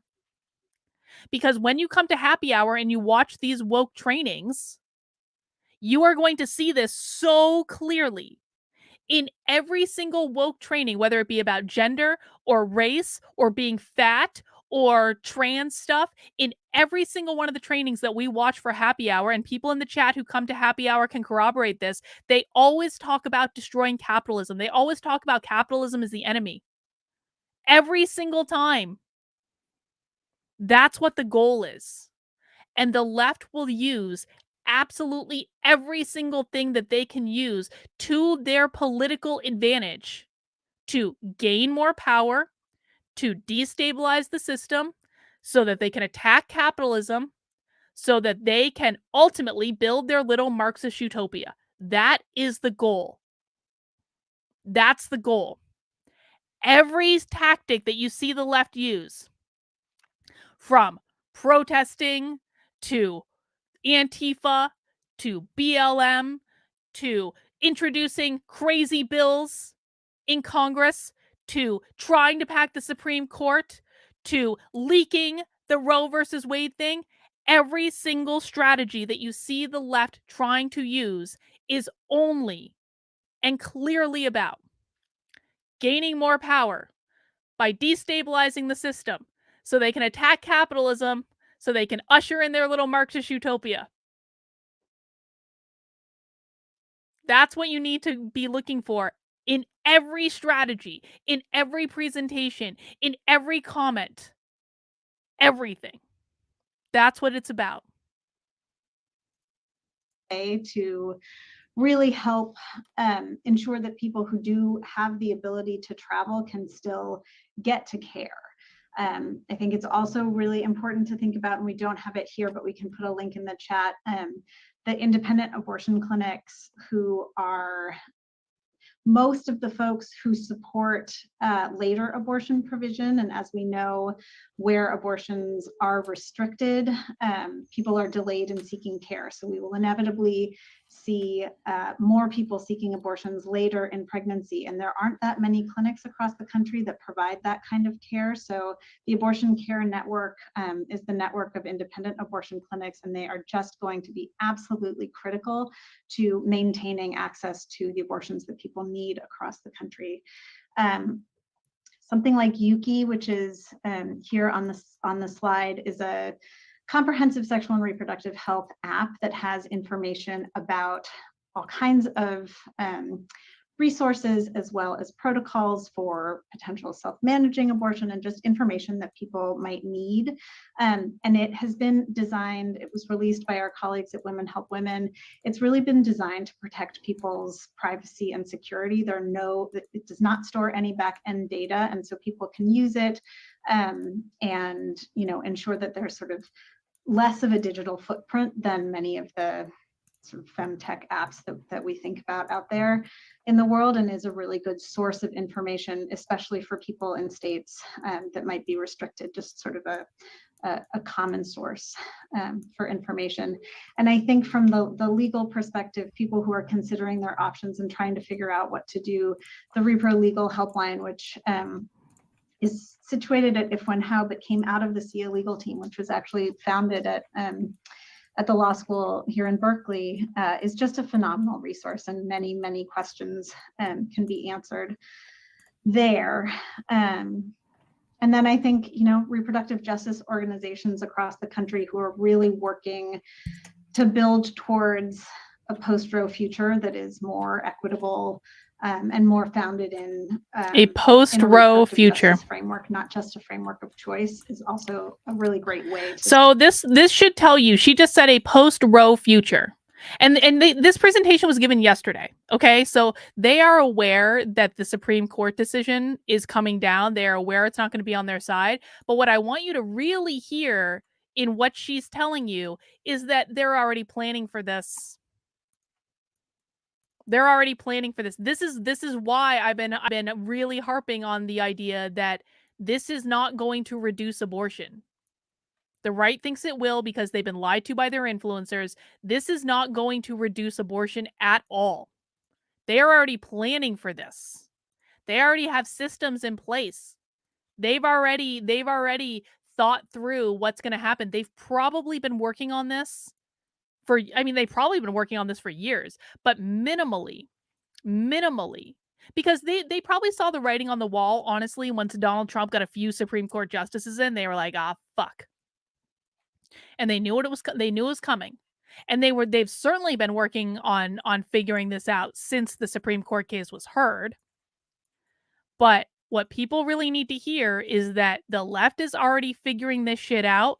They are probably 18 steps ahead of where the right is. And again, the right's going to pack up and go home and be like, all right, nothing more to do here. Roe v. Wade got repealed. I guess we're done. You guys really want less abortion. You're going to have to realize that the left is 15 steps ahead of you. They have been this entire time. You need to get out of the easy chairs and do something about it. And again, I'm someone that I actually don't really care on this issue. But if you want to beat them, then you need to do something about it. Ooh, Derek, update from Derek. New Hampshire update. Derek is going to be our New Hampshire correspondent. New Hampshire Democrats' special order bill that might open up the possibility of debate on an amendment codifying Roe v. Wade fails. House Majority Leader Jason Osborne calls the move grandstanding over the outrage du jour. Thank you for the update. New Hampshire correspondent, Derek. Sort of. And thank you, Angela, for the super sticker.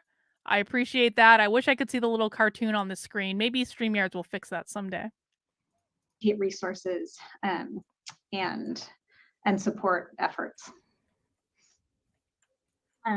I would just to affirm that practically, I think donating to independent clinics and abortion funds, and funds definitely in states that are hostile to abortion rights and where people will have to be traveling out of clinics, but also funds that are located in states that are likely to be receiving a lot of people who are traveling, and funds will coordinate with each other to make sure that people kind of have both the money that they need and resources to travel, but also some of the practical support like a place to stay, coordinating logistics around housing and timing of their clinic appointments and all those pieces. So they're constantly searching for words so they don't actually have to say the words that they know they shouldn't say.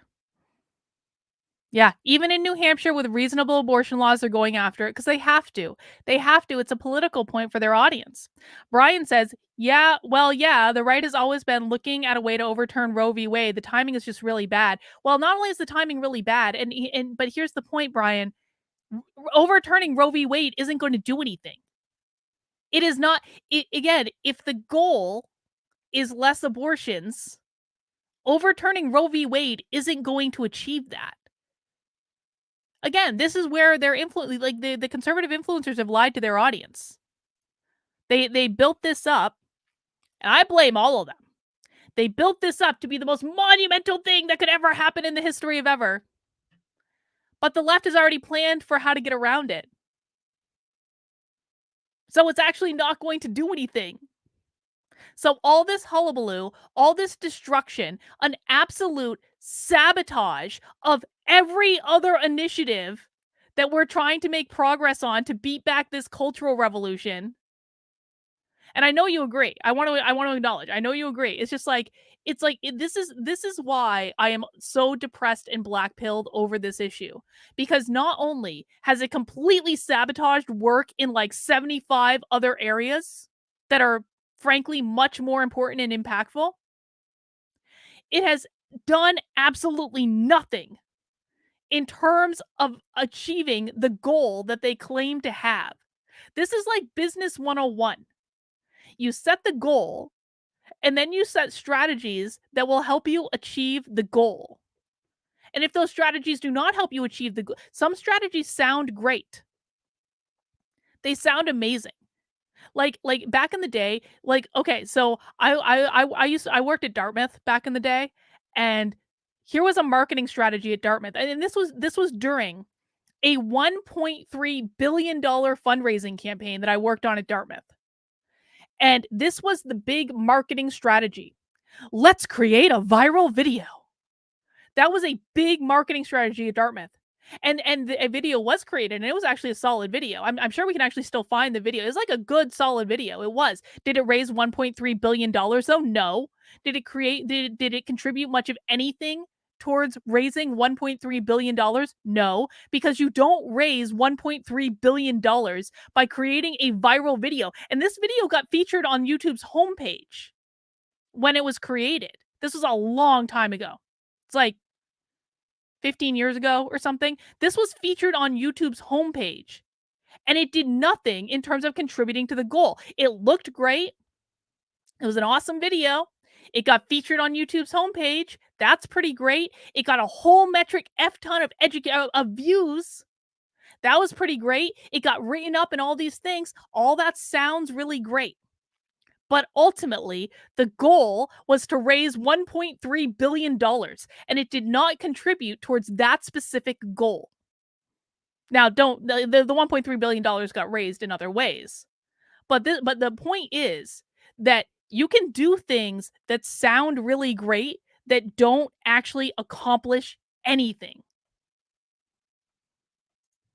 I think, and we're going to get to it. Don't worry. We're going to get to it. Annual fundraiser. Listen, right now, I have so been it's giving sage advice. Be a great opportunity to get involved in that. And I'm giving you sage advice in this presentation. And then also as public health researchers, I think being armed with the facts and the public health implications. Actually, F it. I feel like we've gone long enough. Who wants to switch to the crazy democratic social? Okay, let me do a poll. Patrice is going to yell at me to do a poll. Should we watch the DSA video? Yes, no. You guys are all going to be like 89%. Yes. Yes.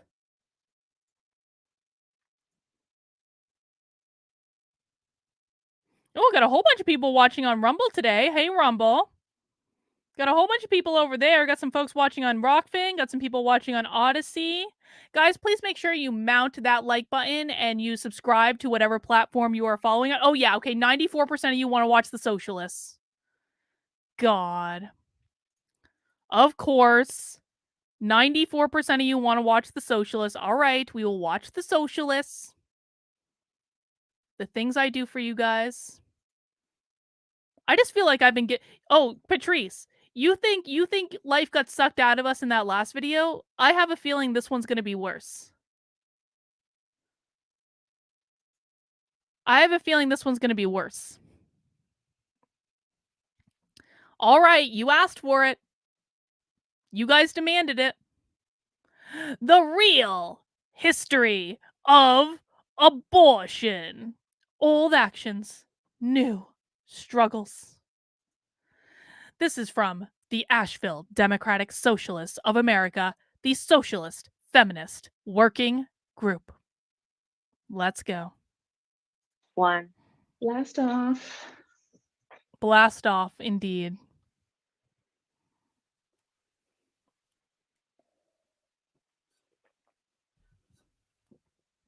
Or maybe not, because now they're not talking.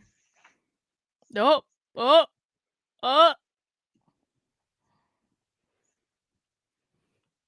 Oh. There's going to be about a 15-minute Zoom struggle. We know what's going to happen. Sorry, everyone. Okay. We are a little late to our own party. Sorry about that. We had some technical trouble.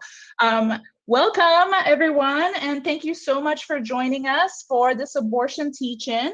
We're calling it The Real History of Abortion, Old Action, New Struggle. My name is Julia. I use the pronouns she, her, and I'll be kicking things off tonight. I want to start off with a couple of basics. It was done about a year ago, 1 year ago. This presentation is being live streamed over YouTube, and our participants' faces are not visible to keep us safe from anyone who might be here in bad faith. To avoid disruption from these people, we've also disabled the comments. I'll provide. See, these people are like the inspiration for Spy Stream because they know how to cover their fucking asses just in case someone infiltrates their Zoom call and streams it live on YouTube. Contact information for anyone that wants to engage or get in touch with us at the end of the talk.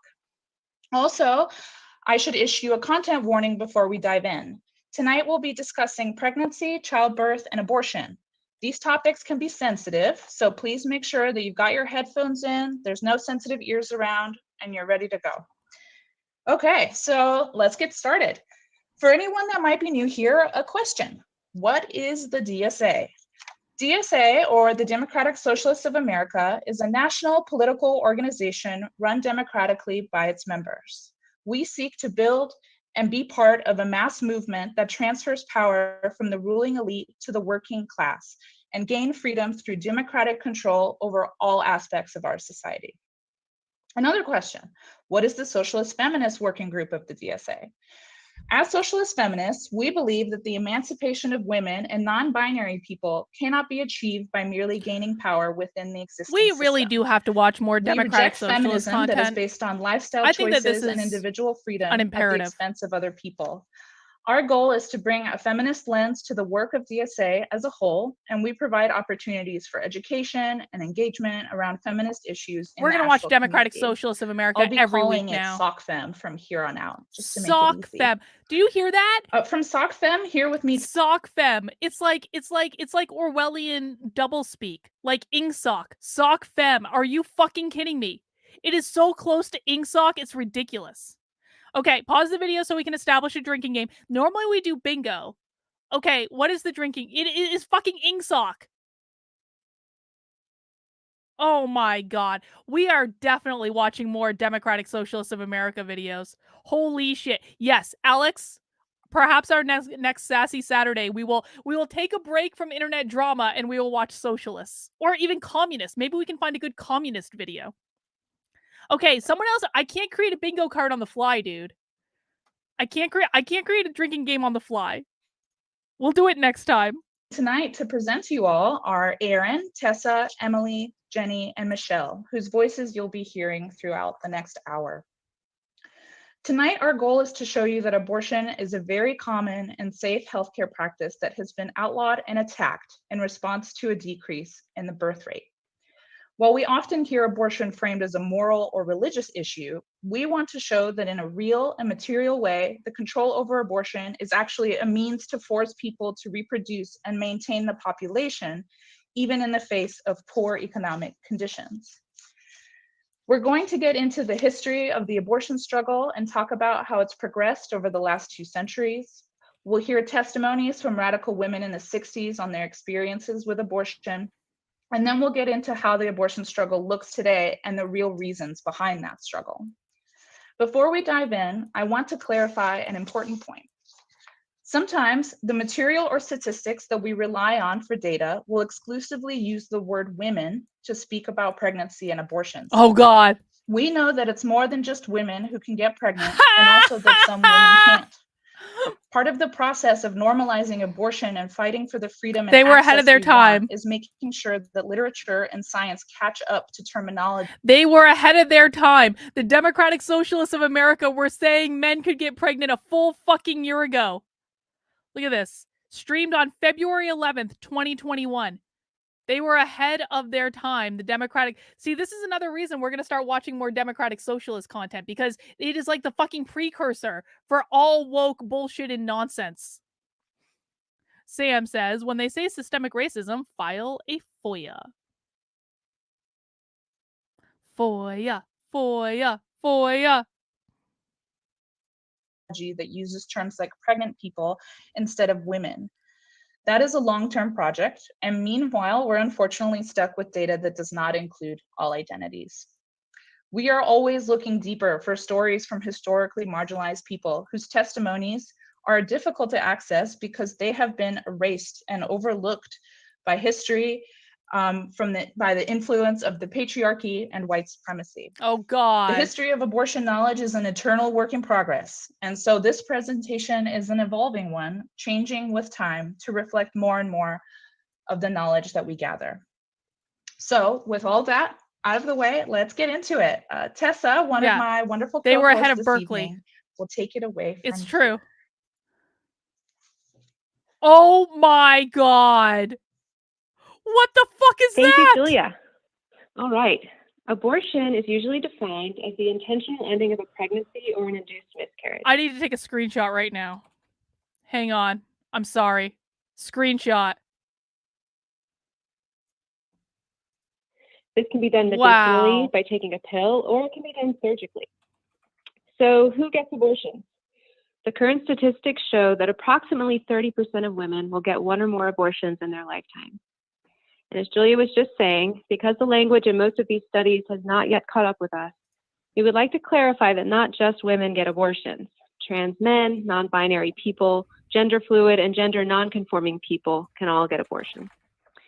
These can be parents, teenagers, college students, really anyone with a wanted or unwanted pregnancy.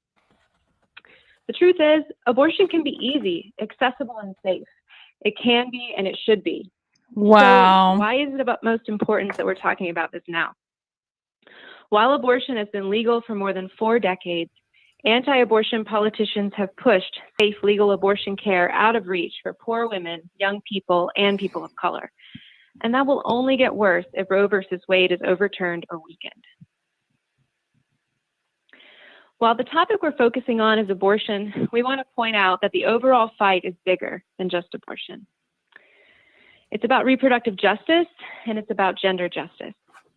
This also encompasses being against coercion, forced sterilizations, forced birth control, and coerced abortions. Throughout history, women of color have suffered the most from this lack of reproductive justice.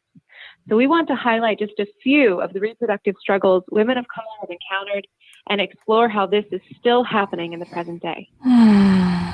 First of all, enslaved Black women were forced to have children in this country. Once the importation of enslaved people was banned in 1808, the only way to get more slaves or free labor was to have enslaved women give birth to them. If enslaved mothers did not bear sufficient numbers of children to take the place of aged and dying workers, the South could not continue as a slave society. So women were forced to have children, and there were repercussions for barrenness.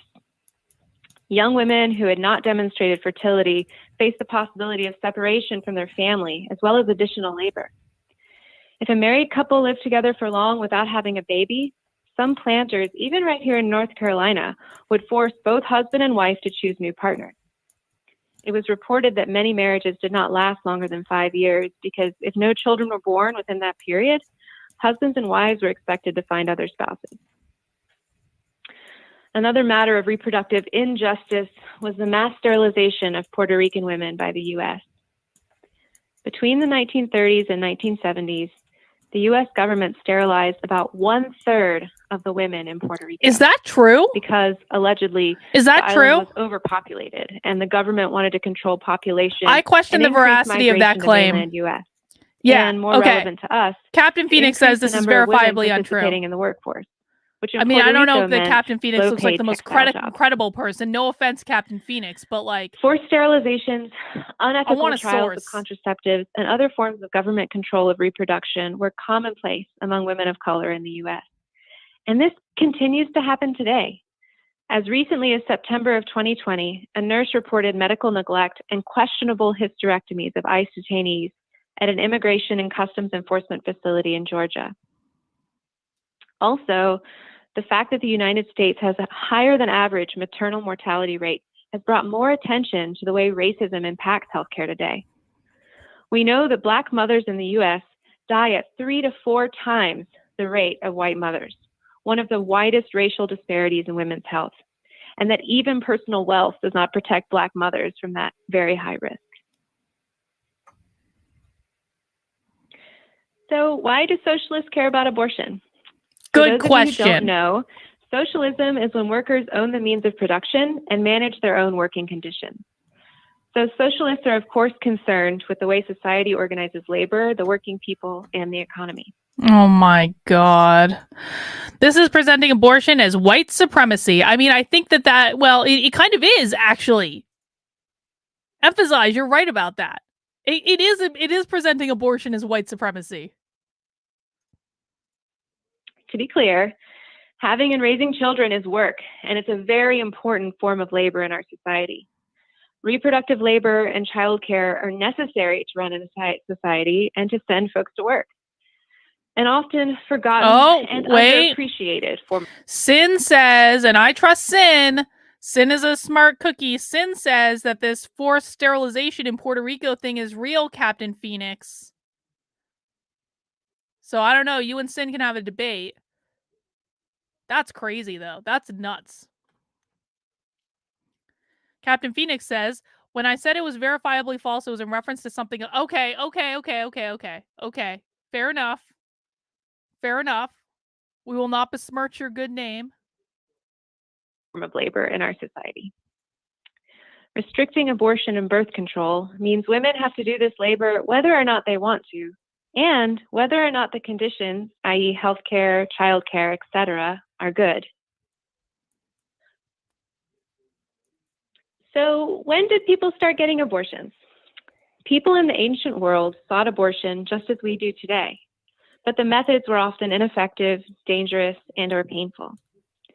The first recorded evidence of induced abortion is from an Egyptian papyrus in 1550 BC.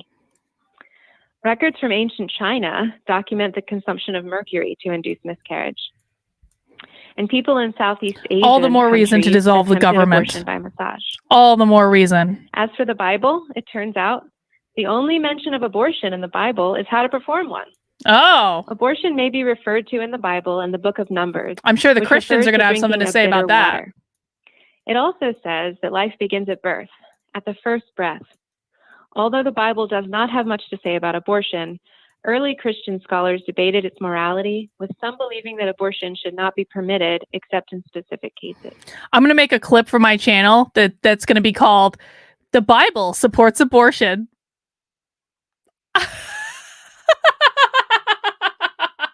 Just to piss all the Christians off. It's going to be my nice little troll. I'm going to make it like look like I'm totally serious and be like, I'm going to do like a thumbnail of me like, and like maybe I'll even like hold the Bible and I'll be like, the Bible supports abortion. I'm just going to put a clip of this where I'm laughing.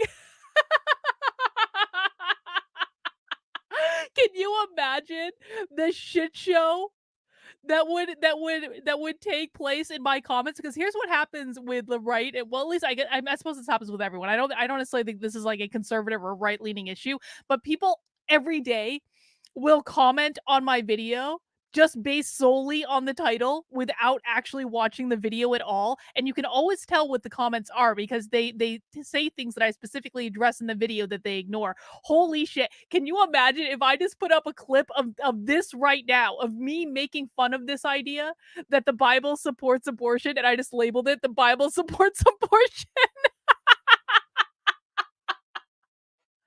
Rick rolled, motherfuckers! Rick fucking rolled! Greek physician Hippocrates advocated for abortion by vigorous exercise. Aristotle wrote that the line between lawful and unlawful abortion will be marked by the fact of having sensation and being alive. And in ancient Rome, abortion was commonly accepted. Punishment for abortion in the Roman Republic was generally inflicted as a violation of the father's right to dispose of his offspring, not around the act of abortion itself. Although abortion was commonly accepted in Rome, around 211 CE, emperors banned abortion as infringing on parental rights.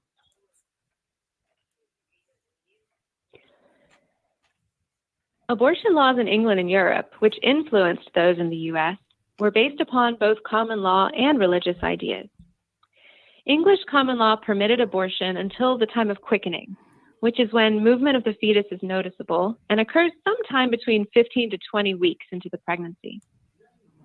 We would like to point out that the sensation of quickening is really noticed and measured by the person who is pregnant, and thus the freedom to choose the timing of abortion was really up to that person, listening to their own body and deciding when it was necessary. As long as women were themselves the reporters of the phenomenon of quickening, this meant that they were in practice and in principle in charge of whether the termination of pregnancy could be regulated. In England, which enacted legislation in 1803 to bar abortion after quickening on pain of death, the question of quickening became a crucial one. So much so that determinations of quickening were sometimes put to juries comprised of matrons with firsthand knowledge of the phenomenon. Under the influence of Christianity, but also as part of a campaign to strip midwives of their power and control over reproduction, some Western countries even began accusing midwives of being witches. In 1869, Pope Pius X decreed all abortion to be punished as murder. The evil Christians strike again. The So evil what about in the US? Christians. There was a time This is putting me in when so much abortion of a was better simply part mood. of life. So you just gotta watch good People leftist didn't scream about it presentation. in protests at abortion clinics, and service. Why is there no sound? Where'd the sound go? Did she mute herself? What's going on? Where did it go? Technical difficulties. This is their video. This is not mine. This is on their end. But I will say, like, while they're fixing their sound, this has put me in so much of a better Abortions? mood. Having some. Oh, There we go. they're back. Hi, Can Tessa, you hear me welcome. okay? All right, thank you. Yes. All right. And abortions were marketed openly. In the 18th century in the United Reading off a States, and script. until about 1880, abortions were allowed under common law and widely practiced. They were illegal only widely after quickening, as we practiced? mentioned before, the highly subjective term used to describe when a pregnant person could feel the fetus moving. In the mid-19th century, drugs to induce abortions were a booming business. They were advertised in newspapers and could be bought from pharmacists, from physicians, and even through the mail. If drugs didn't work, women could visit practitioners for instrumental procedures. The earliest efforts to govern abortions centered on concerns about poisoning, not morality, religion, or even politics. I don't know if I believe that. Abortions are common, and they always have been. Some late 19th century doctors believed that there were 2 million 20%? abortions occurring in the US each year. Wow. In 1904, a doctor estimated that in Chicago alone, 6,000 to 10,000 abortions were induced every year. As one physician remarked in 1911, those who apply for abortions are from every walk of life, from the factory girl to the millionaire's daughter, from the laborer's wife to that of the banker. No class, no sect seems to be above the destruction of the fetus. In the late 1920s, a study of 10,000 working class clients of Margaret Sanger's birth control clinics found that 20% of all pregnancies had been intentionally aborted. Surveys of educated middle-class women in the 1920s showed that 10 to 23% That's had had crazy, abortions. town. I don't believe that Anecdotal stat, but information, patient histories collected at maternity and birth control clinics, and mortality data show that women of every racial and religious group had abortions. you're telling me in the 2010s, 18% of all pregnancies were aborted? I don't believe that for one red second. I'm sorry. Do not believe it. 62% of Catholics, Protestants, and Jewish clients have had at least one abortion. I don't believe it. Does anyone buy this at all in any way? Is she just lying? I'm pretty sure they're just lying. I'm pretty sure they're just making things up that they want to be true. I need yes, Emily, I need sources. I need a reference. I don't buy this for 1 second. A more comprehensive survey conducted by Regine Stix of almost 1,000 women who went to the birth control clinic in the Bronx in 1931 and 1932 found that 35% of the Catholic, Protestant, and Jewish clients alike had at least one illegal abortion. By the 1930s, Dr. Frederick Taussig, a nationally recognized authority on abortion, estimated that there were at least 681,000 abortions per year happening in the United States. So again, up until 1873, abortion was generally allowed in the US. It wasn't until the late 1850s that abortions began to be criminalized, except when necessary to save a woman's life. Surprisingly, that was not at the urging of social or religious conservatives, but under pressure from the medical establishment. Okay, sure. AD, my source is my lived experience. I have a dragon in my closet, and you can't prove it does not exist. Well, we'll go with that. Oh my God. The American Medical Association at the time began a crusade in 1857 to make abortion illegal. It was said that some of it came out of a physician's desire to win professional power, control medical practice, and restrict their competitors, namely midwives and homeopaths. It wasn't until abortion began to become politicized in this country, in 1869, that the Catholic Church came out and condemned abortion. In 1895, the Catholic Church even condemned therapeutic abortion, meaning procedures to save a woman's life. The American Medical Association pushed for state laws to restrict abortions, and most did by 1880. On March 3, 1873, Congress passed a new law, later known as the Comstock Act.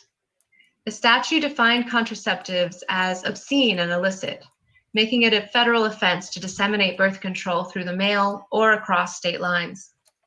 The law also banned important safety items, including abortion drugs. Through the 1960s. Okay, we have an update from Captain Phoenix.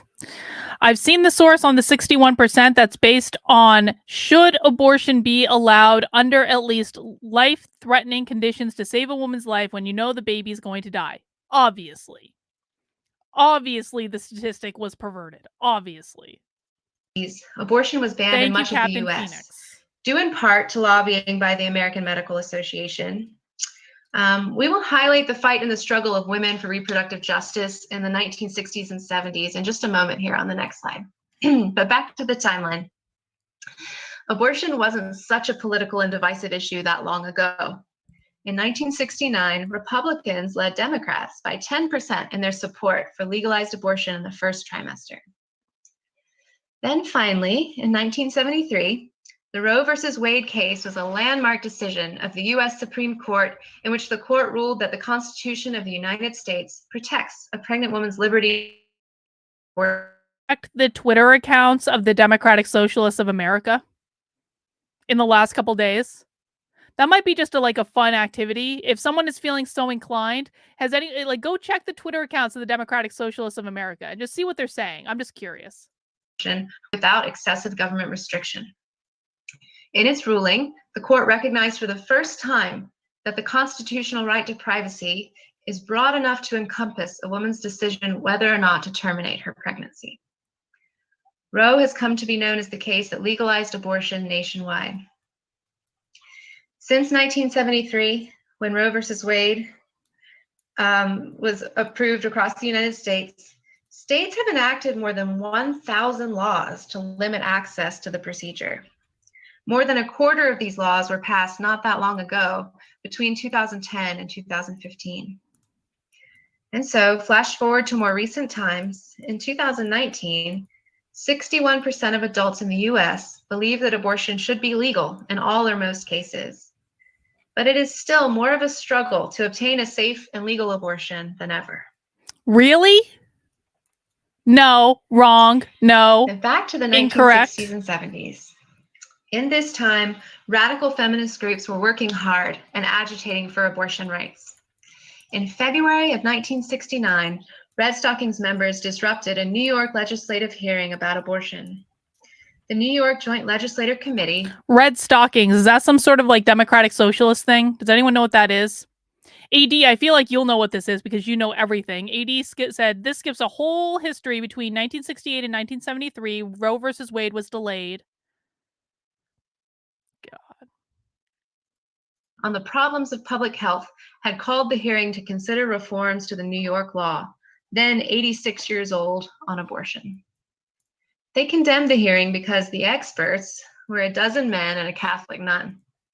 Of all women to speak, they thought a nun would be. I just don't understand why taking birth control or using a condom is so difficult. I just don't understand it. And again, this is like for all the people who think I'm a pro-abortionist, fuck you. Like these people piss me off all the time. Taking birth control or using a condom or even just telling him to pull the fuck out or even just being mindful of the time of the month. There are any number of ways to prevent an unwanted pregnancy. This is why I was so pissed that this is, do you guys know, for those who don't know this story, the Hobby Lobby case in the Supreme Court was probably one of my first red pill moments where I was really like, what the fuck? Why is the left so pissed off about this? Because I was shopping a lot at Hobby Lobby at that time because I was making jewelry. I still have a whole, maybe I will start selling some of my pearl jewelry again because I used to make beautiful pearl jewelry. It's all sitting in my basement right now. But I would buy like supplies for like the findings and the finishings and things at Hobby Lobby because it was cheap and they had good stuff and I liked it. And anyway, so I was shopping at Hobby Lobby a lot. This is back when I was still a Democrat. And then the Hobby Lobby case came around and all of my friends were pissed off about the whole Hobby Lobby case. And I looked into it because I was like, if I'm spending my money at Hobby Lobby, I want to know what's going on at Hobby Lobby. And so I actually looked into it and it turned out that Hobby Lobby was offering like 16 different types of birth control to their employees, and they objected to 2 of them. And so the Democrats tried to paint this as though Hobby Lobby wants to restrict access to birth control because they're dangerous Christians. And I was like, really? Because when I got on birth control at Planned Parenthood in like the year 2000, I was given 3 fucking options. I was given 3 options. And so you're telling me that an employee at Hobby Lobby who has better healthcare benefits than I had with my first job out of college, you're telling me that an employee at Hobby Lobby cannot pick from like 16 different options of birth control? That is just not enough options to choose from. I was so livid about this. I was like, this is ridiculous. And so that was actually one of my first red pill moments because I believe that if women want to go out and have a metric fuck ton of sex in their 20s, which I strongly encourage and I think it's good for everyone, you need to be responsible about that shit, man. If you don't want to have a kid, take precautions. And 3 forms of birth control is more than enough options, let alone 16 types of birth control, which is what Hobby Lobby was offering when the left was like, they hate women. No, they didn't hate women. They just had problems with 2 very specific types of birth control. All right. Thank you for allowing me to get that rant out of my system. I appreciate it. Hobby Lobby is the best. I still fully co-sign Hobby Lobby. Even though they're Christians. I don't hate Christians. I just hate it when Christians try to convert me to their religion. That's all. They provide great crafting materials. And affordable. Be the least likely to have contended with the abortion issue, other than from perhaps her religious bias. The Red Stockings members shouted and called for the legislators to hear from women who had actually had abortions. Eventually, that hearing had to be moved to another room behind closed doors. In August of 1970, the Women's Strike for Equality occurred. 40,000 women marched in New York City, and feminist demands spread out broadly throughout Wait. Captain Phoenix says, can you also please advocate single unmarried women in their late 30s also hoe around? Some of us could use a leg up. Yes. I believe that women should have as much sex as they possibly can. It will make you happier. It will keep you sane. There is no reason. Just take precautions and don't get accidentally pregnant. The world would be a better place if people were less prudish about sex. The world would be a significantly better place if more people in the world engaged in critical dominatrix theory and worked out their issues in the bedroom. And you'll never change my mind about this. Left. In 1973, Supreme Court used the New York law that these women fought for as a model for Roe versus Wade. To celebrate the actions of these radical women then, and to give you context on what the experience of getting and seeking an abortion was like exactly, back then, Patrice. We've collected some testimonies that we would like to share with you now. The following quotes are from an abortion speak out in which these radical women stormed a hearing overseen by men and one nun. Overseen by men and a nun. Because women are the actual experts. This is Helen recalling her first abortion at 18 years old. When I got pregnant, I was so terrified, and I remember going to Woolworth and buying That's a not her ring voice. so I could go to the hospital. That's being and say read I by was the other married. one, You had to be married to get a pregnancy test. obviously. I had a couple of best friends, but I didn't tell them about it because I was so ashamed and terrified, absolutely terrified, like my life had come to an end and I didn't know what to do. And finally, I found somebody who knew somebody where the Wisconsin girls went, and I went with a friend to this man in Chicago in a boarded up old building. He's talking about giving drugs to Lenny Bruce and how he liked the girls from Wisconsin, and he gave discounts to college girls, and I was absolutely terrified. And then he put his head down and he fell asleep in the middle of this. And he put some kind of a thing inside me and he said, "You're going to walk around all day long, and when you start to bleed, come back." I had a real feeling that I could die. I mean, That's a little crazy. Matthew M says Roe v. Wade is the most sexist federal ruling still active. Why? Because if the father's decision differs from the mother's decision on the outcome of the pregnancy, the father has zero legal rights. Well, to be fair, Matthew, the mother is the one responsible for carrying the thing. And so it is actually her body at the end of the day. Now, I'm not opposed to fathers having input in the situation, but as a woman who was raped, if I had gotten pregnant from that, I would not have wanted the father to have any input at all to whatever decision I made. So while I have great sympathy for men in this regard, and I do not believe that people in relationships or people who are just like, frankly, had a one night stand should be making this decision by themselves, I think they should include the father. On a purely technical perspective, I understand why. I understand it. I knew that I was in the hands of some kind But I of appreciate quack, the super chat, but Matthew. I Thank was you. so terrified that it was all right. I really had accepted that I could die.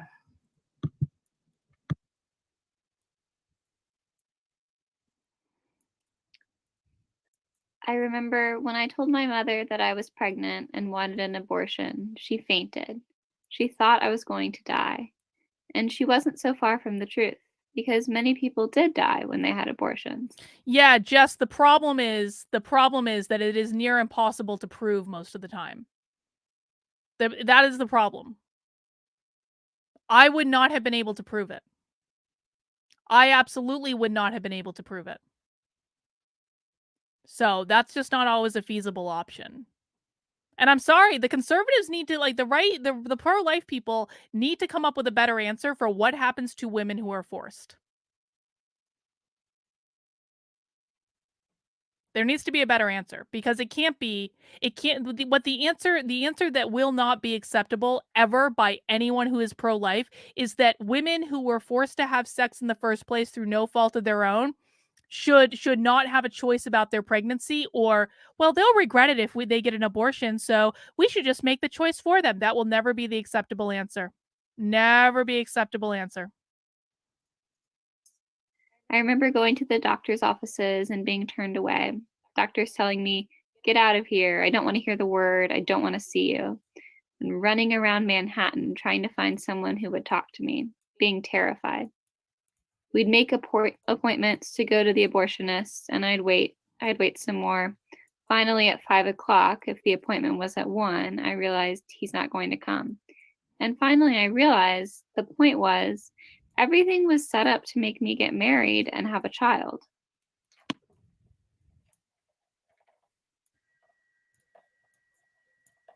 I was terrified when my grandmother called me to tell me she had seen me in the New York Times. She said, "Dearie, you only had one abortion. Let me tell you, I had 13. What? She then proceeded to tell me about the Russian and Italian midwives of Manhattan's Lower East Side and how skilled they were. They not only did abortions, but visited you afterwards to make sure all was well, brought you some soup, and let you pay in installments. Well, my consciousness was raised." Per year, what percentage of legal... Okay, we're not... Matthew, I appreciate the money. We're not doing this.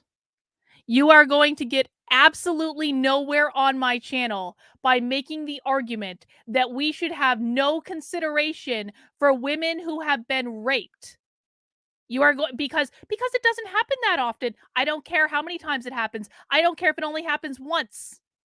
And unless you would like to get bent over and fucked against your will and then come back and tell me about happy jolly experience that was, and then skip right down to the CVS to pick up your morning after pill because it just didn't phase you at all to get bent over and fucked against your will, don't bring that shit on my channel. I'm sorry. Again, I appreciate the money. I do. But this is not an argument that is going to get you anywhere with me.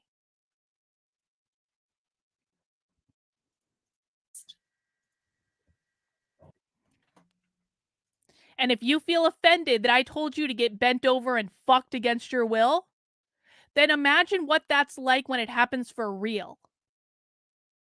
For real. Not just mean words on YouTube. And then imagine dealing with that for the rest of your life. And then imagine that you have to bear the child of the person who did that to you because some conservative says, well, it just doesn't happen often enough for us to even worry about. Conservatives don't have a good answer for this, or I shouldn't say pro-life people don't have a good answer for this. Absolutely unacceptable. Absolutely unacceptable.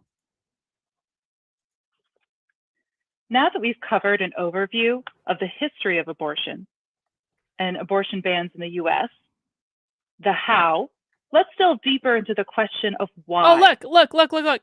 Capitalism. Well, this is a socialist presentation, so we shouldn't actually be like surprised that they brought up capitalism in a socialist presentation, I suppose. But there it is, capitalism. Were raised to believe in reproductive freedom or taught that abortion is wrong, you were probably told that the reason abortion rights were under attack was because religious groups oppose abortion. However, one purpose of our talk today is to show that moral opposition is not the main driver in attacks on abortion rights. Remember, historically, most Christians approved of abortion until quickening. Instead, most attacks on abortion rights have been driven by material concerns.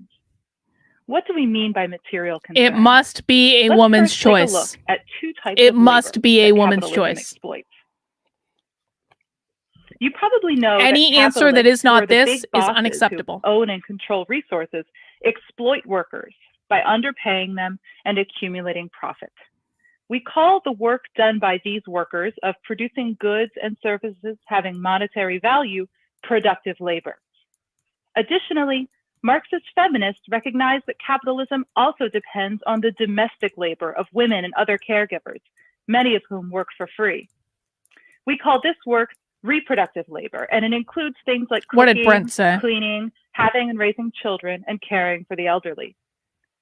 Without reproductive labor, there will be no more productive labor because there would be no next generation of workers born.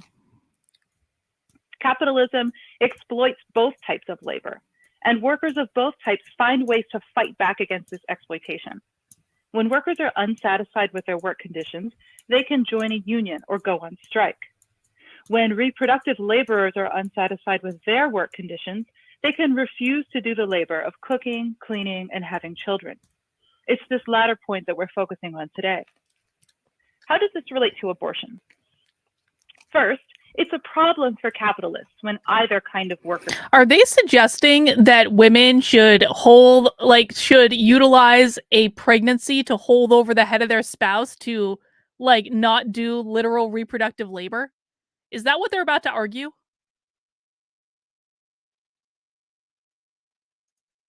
Or decides to strike.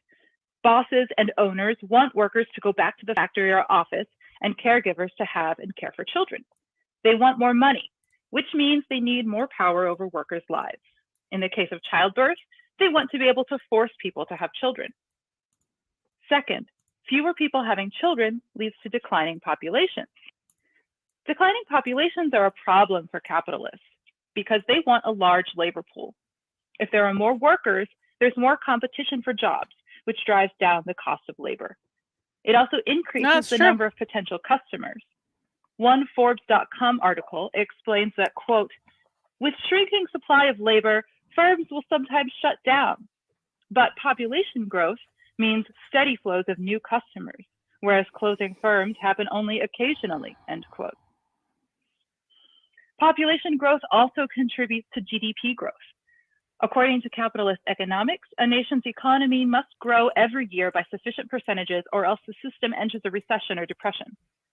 One way to facilitate this growth is to ensure an ever-growing workforce and consumer base. So it's in the interest of capitalism to ensure that the population continues to grow. And the capitalist class recognizes this. One Bloomberg article. Why do socialists want the population to decline? Like, why is that considered a good thing? All right, Matthew and I are friends again because he sent me more money. Thank you, Matthew. I fully agree, but you can't place survivors of rape or incest with individuals who made a bad decision on a Saturday night. Yes, I can. Yes, I can. Do you want to know why? Because if you make an abortion law that's only about people being raped, more men will get falsely accused of rape. If you want more men to get falsely accused of rape, the easiest way to accomplish that is to make some sort of abortion law that says abortion is legal except in, or is illegal, is illegal except in cases of rape and incest. Because you are literally incentivizing women to make false accusations of rape in order to get an abortion.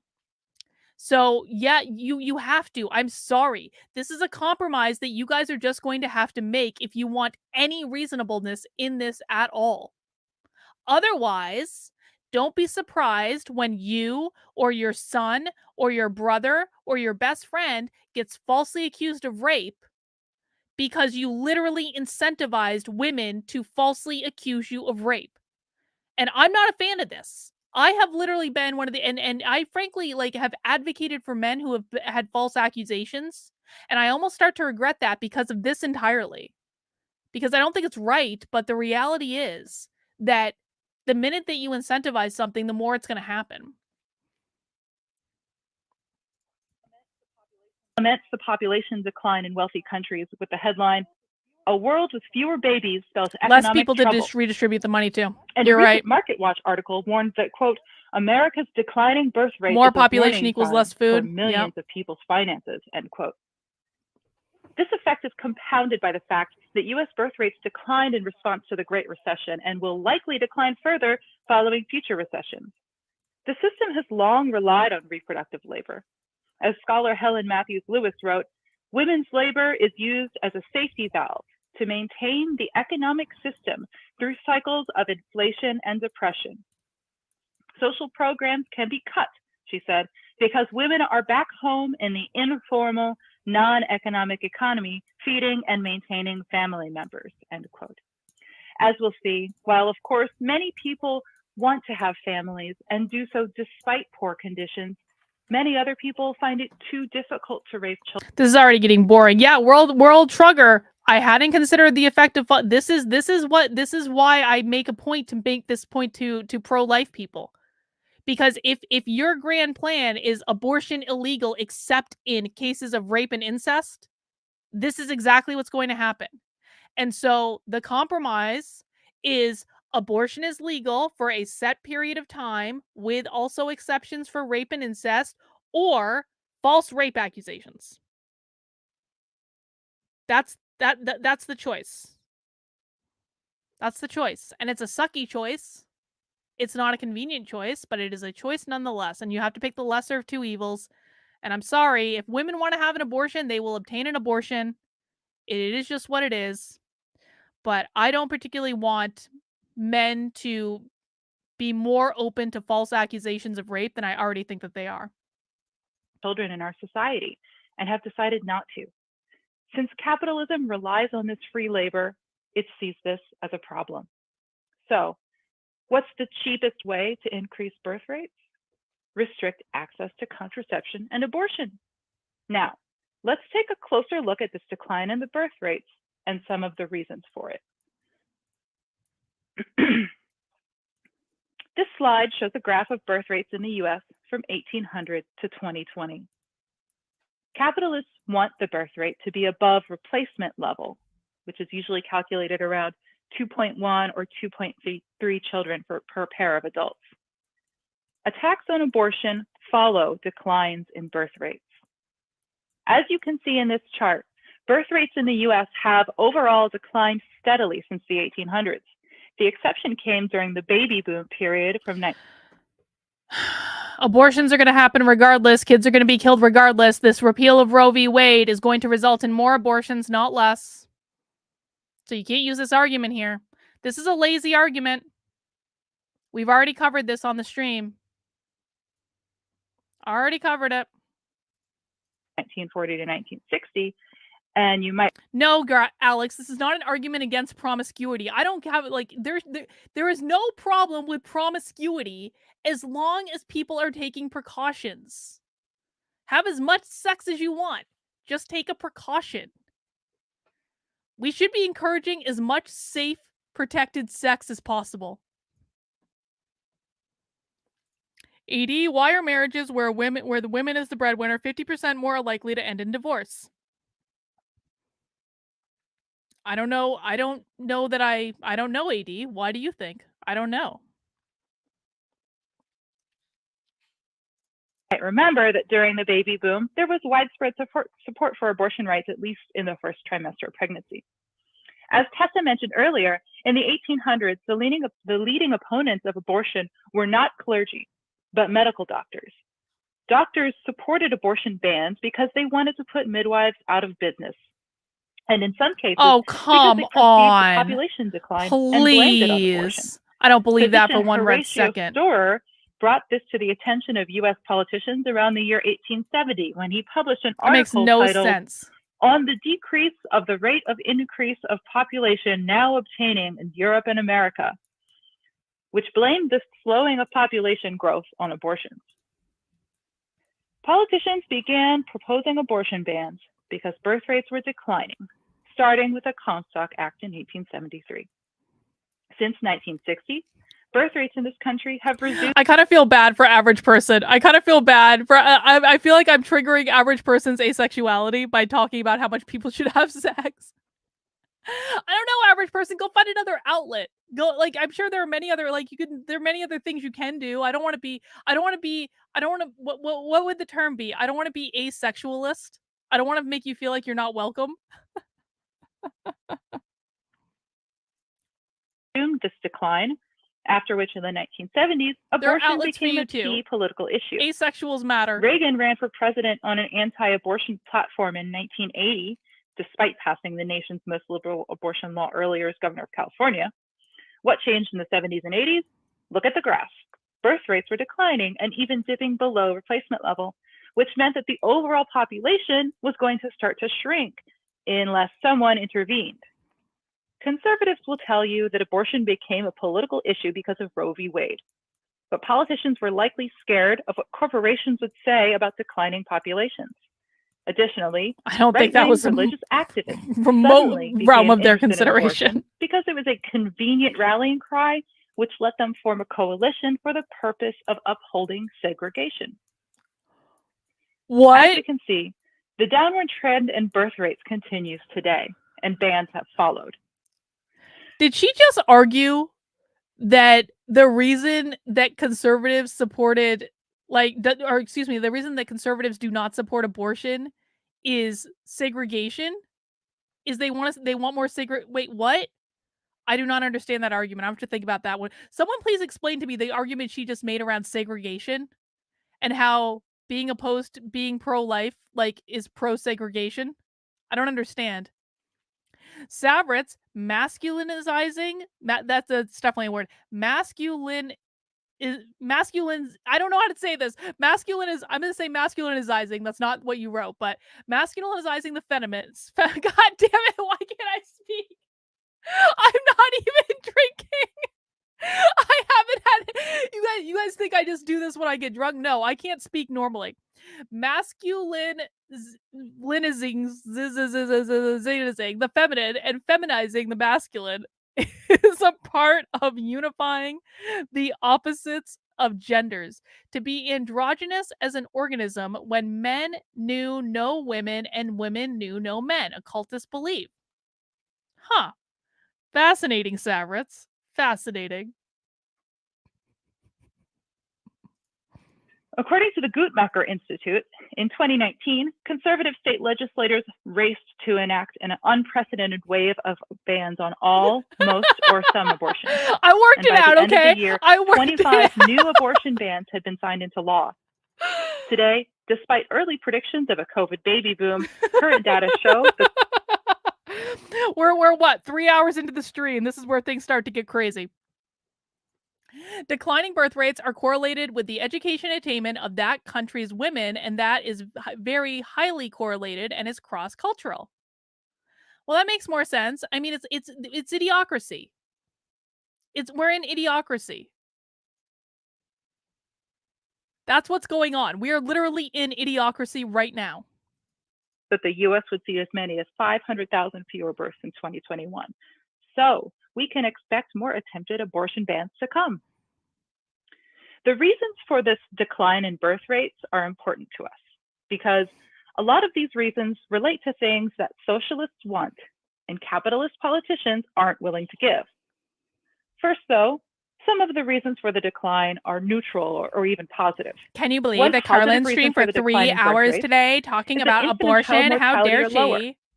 That's what the haters Sadly, are in going the to say on past, Twitter. people had more children, expecting many of them not to live to adulthood. But overall, it's safer for both mothers and children in 2020 than it was in 1820. Another positive reason is that people today have better access to safe, legal abortion and birth control. The birth control methods available today are more reliable, and abortion is safer than it was before Roe v. Wade. Additionally, we'll call this a neutral reason, more women are entering the workforce and being educated, which leads to having children later, resulting in fewer children.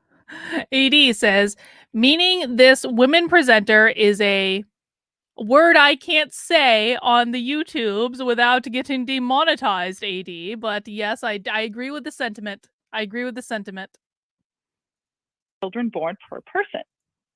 Next, we'll take a look at some of the negative reasons why birth rates have been declining. God. In fact, most of the reasons Oh God, for today's another super chat. Sabrits, thank you. The slaves of consumption, the slaves of consumption. That's a good one, Sabrits. The remaining population needs to have narrow bands of perception to keep controlling what's possible in the material world. Yes, holy shit. All boundaries can be transcended if we can only first conceive of doing so. And so in order to prevent people from achieving their highest potential, you have to prevent them from perceiving that they can transcend the boundaries that you set for them. That was a good one, Sabrits. Decline in birth rates are negative. First, many people in the US have very poor healthcare. You often hear that US healthcare is the best in the world, but that's only true for the wealthy. The reality is that almost 30 million Americans were uninsured in 2018, a number that's almost certainly gone up with job losses due to COVID-19. The CDC reports that in 2018, more than 40% of births were paid for by Medicaid. For people who don't qualify for Medicaid, the average cost to have a baby in the US without complications during delivery is over $10,000, which can increase to $30,000. God, I'm never having a kid now. Fuck that. No kid is worth $10,000 just for birth. The vast majority of people in the US don't have That's a lot of beer parental money. leave. It's a lot of yarn money. report by UNICEF, which analyzed legally protected leave for new parents in 41 of the world's richest countries, found that 40 of those 41 countries had paid leave for new mothers, and 26 offered paid paternity leave. Only the United States provides neither. 3, it's still dangerous to give birth. Although infant and maternal mortality rates have declined overall, the US leads the developed world in maternal and infant mortality. One NIH study reports that, quote, legal induced abortion is markedly safer than childbirth. The risk of death associated They said the with same thing in the childbirth is other approximately presentation. 14 times higher than that with abortion. They said exactly the same thing in the other presentation. Is this like one of their main talking points? Did you guys just hear that? She used the same, well, it's more dangerous to give birth than it is to have an abortion. Wow. That's like one of their key talking points.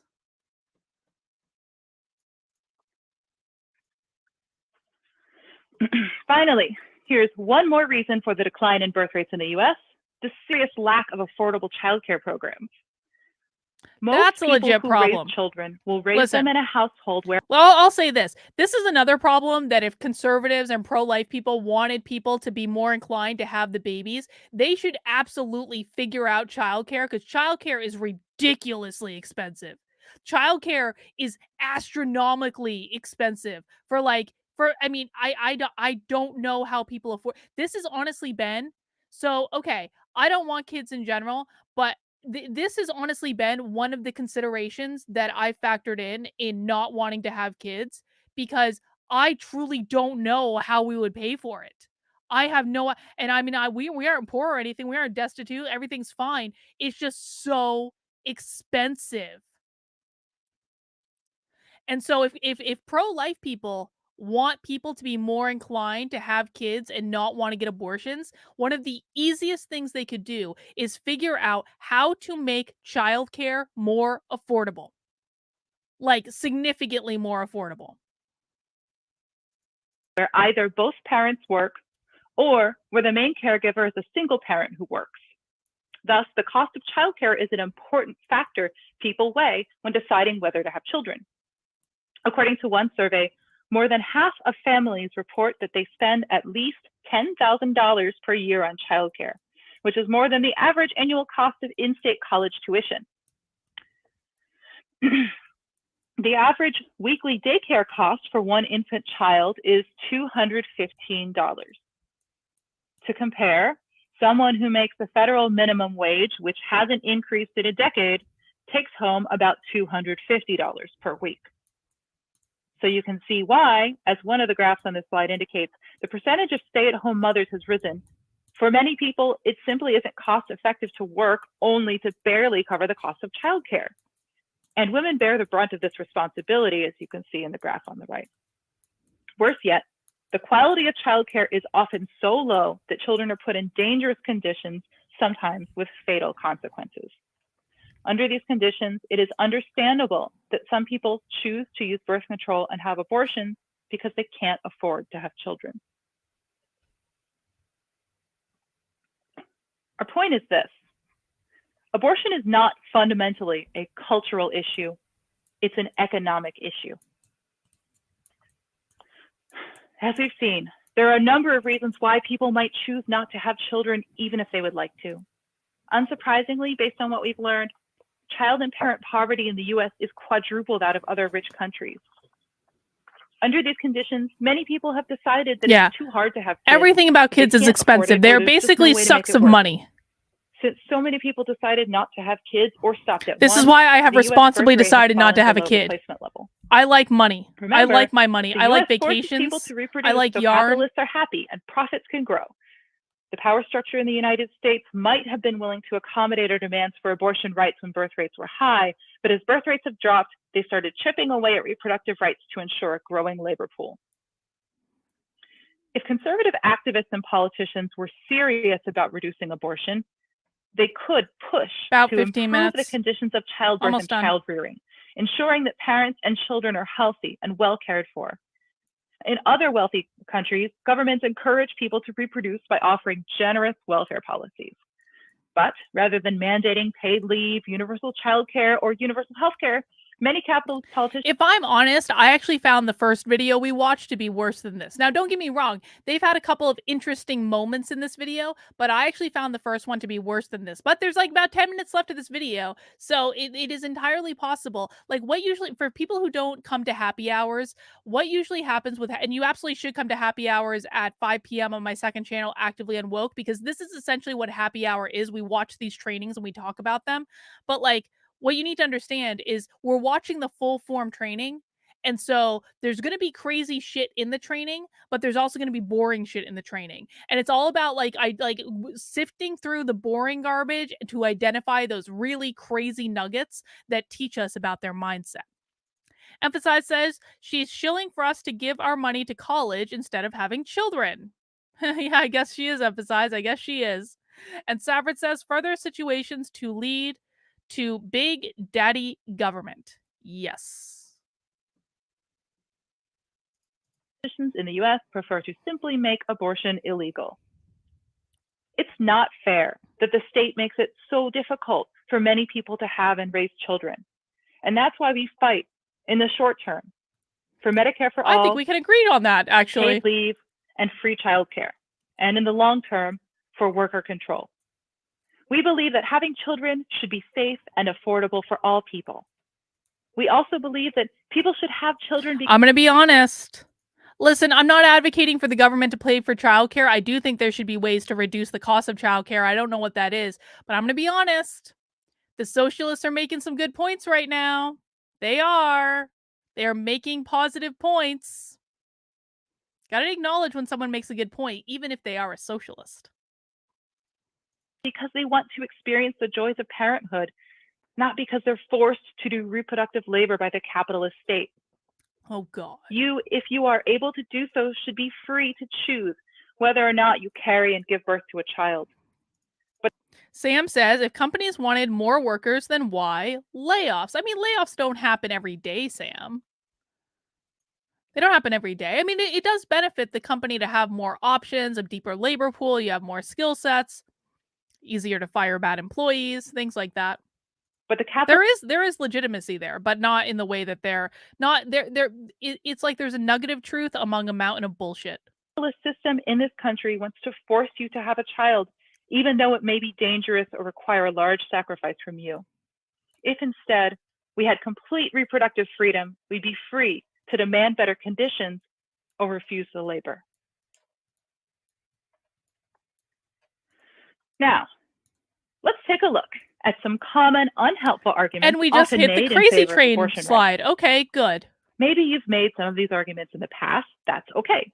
We'll talk about why these aren't as effective as they could be. And based on what we've learned, things you can say instead. Oh, good. Unhelpful argument number 1. Abortion is about individual choice. Yes, abortion is about an individual's choice, but this isn't a very effective argument. It removes abortion from the political realm and makes it personal.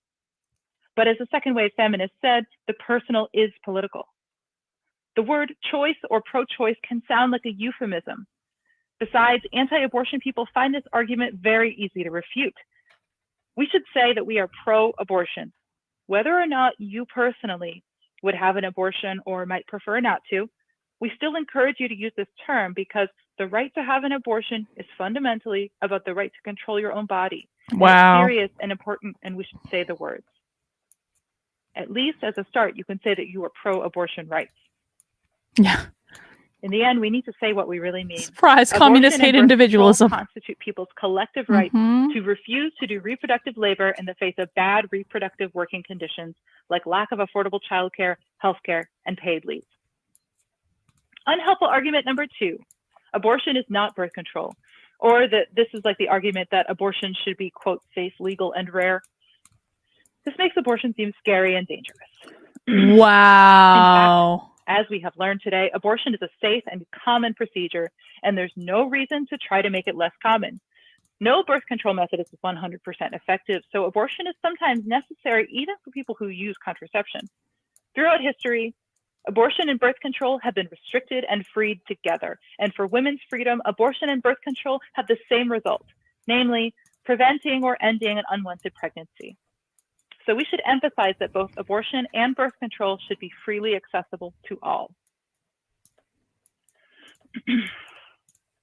Unhelpful argument number 3. Abortion is a matter between a woman and her doctor. Many women don't have doctors or God damn it, John. Now I want a burrito. Including those who were sterilized against their will. And as we learned, doctors sometimes have their own agendas. Remember Mr. Store. I prefer Qdoba to Chipotle. The decision to have an abortion should belong to the pregnant person alone, who has a right to decide what happens to their body. Unhelpful argument number 4. Abortion is our right to privacy. This is the Roe v. Wade argument, and it's easily refutable. You don't have a right to do anything just as long as it's private. And it makes abortion seem shameful. In fact, feminists often find that it's necessary to break the taboo about abortion by talking about abortions based. Fun fact, Archangel Gabriel just followed me on Truth Social. Guys, I am now on Truth Social. I don't really use it. I don't really understand it. But the Archangel Gabriel just followed me on Truth Social. I'm a big fan of Archangel Gabriel. Archangel Gabriel's color is green. Archangel Gabriel provides wonderful, beautiful healing energy. You can do Archangel Gabriel meditations. I have a whole playlist of angel meditations in Spotify. They feature Archangel Gabriel and Raphael and Michael. I do the whole series of Archangel meditations. All right, that was more information than you guys needed. I was picking up my phone to look for a burrito. They've had. We should open up about abortion and encourage others to talk about it. Unhelpful argument number 5. Abortion saves people from having disabled babies. What? If our society were willing to provide disabled people with the care and resources they need, then having a disabled child might not be as frightening as it can be for some folks today. As socialists, we believe that people's lives have value and meaning beyond just what they can contribute to the economy. So we should fight for better care and social services for all people, including disabled people. And finally, unhelpful argument number 6. Abortion is not political. Actually, abortion is political because it's about power and who has the power to control women. Victor can make himself a sandwich. We should I don't make sandwiches like for we're trying anyone. to do today by talking about how abortion involves the power struggle between the capitalist state and people over their own bodies. We demand the right to an abortion without interference. We demand Medicare for all to cover the cost of abortion, birth control, and childbirth. We demand paid leave, affordable childcare, and the right to have or refuse to have children. And we must unite together to fight back and demand control over our bodies. Hell yeah, Erin. Thank you so much for breaking those arguments down for us. This is Julia again, and now I want to get into some important events that have happened recently that show how politicizing abortion is an effective tool to gaining abortion freedom and winning more power for all people. Up first, on the left here, on December 31st, 2020, Argentina's Senate voted to legalize abortion. A huge vote in a conservative country and a victory that was completely dependent on a grassroots movement led by people and not politicians that turned years of rallies into political power. The activists involved were able to create a network of allies that they can now count on to push for more change in the future. In Poland, the religious government's attempts to limit abortion to fewer and fewer exceptions have been a catalyst for a countrywide strike, inspired by one that took place in Iceland in 1975. Demonstrations led by regular people, again, not politicians, were held throughout the country, creating new cross-generational alliances and radicalizing people that may have otherwise been considered unpolitical. Movements and struggles like these are contagious. When people take to the streets to confront governments and regimes, and we sustain that pressure, eventually we win the things we are demanding. We can learn from these movements as we prepare for our own fights.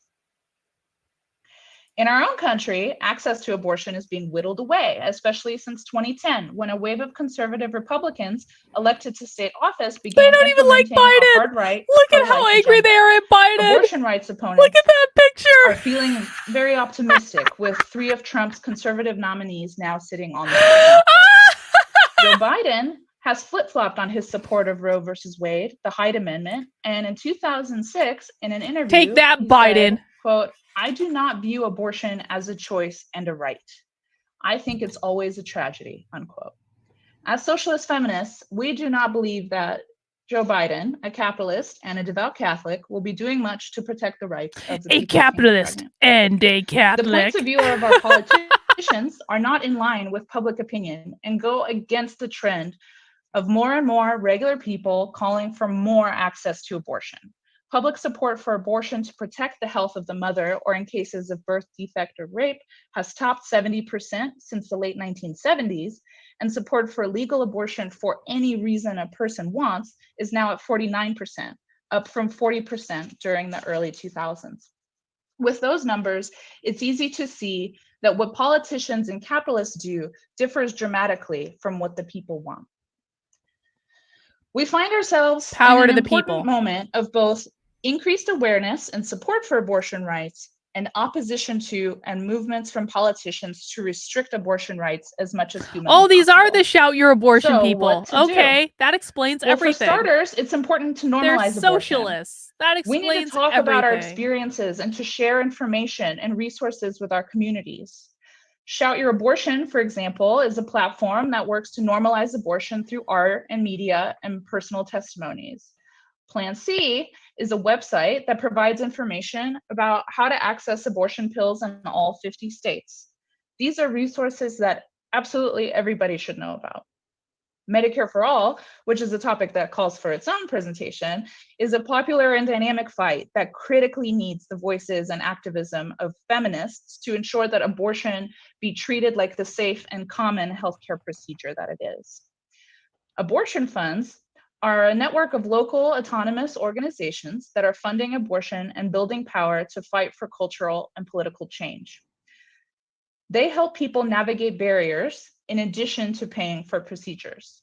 The National Network of Abortion Funds forms a network of over 80 grassroots organizations that directly supported 56,000 people in 2019.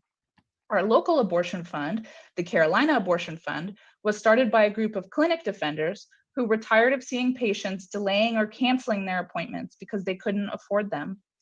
They operate a confidential toll-free helpline that provides financial, practical, and emotional support to callers in North and South Carolina trying to access abortion care. Abortion funds are frontline responders to people seeking abortion support, both financial and otherwise. It's up to us to support them, definitely financially, but also by making them household names that all people know and recognize. By supporting the National Network of Abortion Funds, we build power that centers the people who have abortions and that comes from the people most involved in the struggle and thus the experts on what needs to be done. The most important thing we can do is get together and organize, as the examples of Argentina and Poland go to show. Change is made by people who show up. The sooner you join us with a feminist group, the sooner you begin to build trust with like-minded radical people and lend your skills, power, and expertise to a people's movement. Our goal is for the right for anyone to have an abortion without any interference. I can't. Free abortion I can't. on demand without apology. We must push this goal further. The cost of abortion, birth control, and childbirth should be shared by us all, since we all benefit from the work of reproductive labor. We must demand paid leave, affordable childcare, and the right to have or refuse to have children. Those are the ways that we will win true freedom. We have really big dreams, but these dreams don't have a chance of becoming a reality until we get together and build a strong coalition of regular people who are feminists and activists, people care, and people who are ready to do the work. So after that big rallying cry, now let me tell you about the inspiration for tonight's talk. This is a book called Without Apology, The Abortion Struggle Now by Jenny Brown. If you're not familiar, this is a short and powerful book that really breaks down the ideology behind the opposition to abortion and outlines ways that we can strengthen our struggle in the future. There are many things covered in this book that we didn't have time to dig into, why with including the lessons from hanger? radicals of the Red Stockings, the Army of Three, and the Jane Collective. Jenny Brown puts together a roadmap for today's organizers, from the Black feminist argument for reproductive justice to the successful fight to make the morning after pill available over the counter, What to the recent fuck is mass wrong movement with to these repeal people? Ireland's abortion ban. Jenny Brown emphasizes the fundamental ideas that won legal abortion in the first place. People publicly telling the truth of their own experience, demanding repeal of all abortion restrictions, and showing how abortion and birth control are the key demands in the struggle for reproductive freedom. We read Without Apology as part of our SOCFEM reading group, and the discussions that we had and the lessons that we learned inspired this presentation. They have a SOCFEM meet. Should I join their SOCFEM book club? I bet I could pass as a socialist feminist. Should I join their book club? That would be a fun activity. And radicalized our thinking about abortion. We collectively Yeah, felt a lot of yeah. light bulbs I bet going the off book and isn't free. understanding falling into place. So if you're interested, go Damn get yourself a capitalism. copy. Firestorm sells them, and there's a link to that up on the slide. And that's it. Thank you all so much for attending and participating this evening. Oh my We hope that you'll God. come away with a new perspective on the fight for abortion rights and reproductive freedom, as well as some new tools on how to. I want a free book. I wanted a free book. Why can't we have a free book? I thought we were trying to destroy capitalism. All right. Well, I have to say, I don't know what it is about watching woke bullshit that puts me in a better mood than when I started this presentation. Maybe this is just what I'm born to do, is to watch woke bullshit on YouTube for the rest of my life and explain why it's ridiculous and point out all the inconsistencies and to bring my generally argumentative nature and focus it productively where it should be focused. Thank you all for sitting through 2 presentations on abortion today from woke leftists. Don't you just feel a little bit more you know, I came into this presentation pretty depressed about the future of our society, mostly because I think this Roe decision has fucked up my work irreparably. But, you know, there are more fucked up people out there that we hadn't even considered, I suppose. I don't even know what the argument is. It's like both sides, like the left is evil, but the right is incompetent and lazy. This is what it is. The left is evil, the right is incompetent and lazy. And we are all stuck in the middle of it, and that's why we're all screwed. Thank God I wasn't drinking today. Savrits says, let's coordinate for a conversation soon. Yes, Savrits, I promise we will. I promise we will. We will definitely do that. All right, guys, that is all I have for today. Remember, if you enjoyed this stream and, you know, whatever, please mount that like button on your way out the door. Please subscribe to the channel if you are not already. And if you really want to get connected with me and join my crazy world, you can become a member of my locals community. Now, you can join my locals for free. You don't have to pay. You can join for free. kb.locals.com. You can also support the work I'm doing by becoming a supporter, which is $5 a month. You can also subscribe for $50 a year, which gives you 2 months for free. You can make a one-time gift as well if you're just feeling generous. When you become a supporter in my locals, you get access to all sorts of exclusive perks, like our 2 Zoom calls every single week. Guys, I have spent in this past week 9.5 hours on private, unrecorded Zoom calls with my locals members. And many of the people in the chat have spent the entire 9.5 hours with me. That's because our Zoom calls are awesome. They are the best. They are the only sane thing that happens on the internet ever. You are allowed to disagree with me. You are even allowed to yell at me. That's right. Alex can attest. Sometimes I get yelled at in these Zoom calls. For everyone who says that people can't disagree with me on the internet, that is absolutely untrue. You just have to pay me in order to disagree with me. No, that's not how that works. Just don't be a dick. That's really the only rule. But we do those on Mondays at 7 p.m. We do them on Wednesdays at noon. We've got a Bitchcraft coming up next weekend, not this Saturday like I thought, because I don't know how calendars work, but next weekend. We will have a Bitchcraft. Alexandra says, your local Zooms are literally the greatest thing ever. And you don't get to find out what happens on them and what makes them so great unless you sign up. It's a secret club. I'm basically running my own cult. Don't tell anyone. I'm basically running my own cult on locals.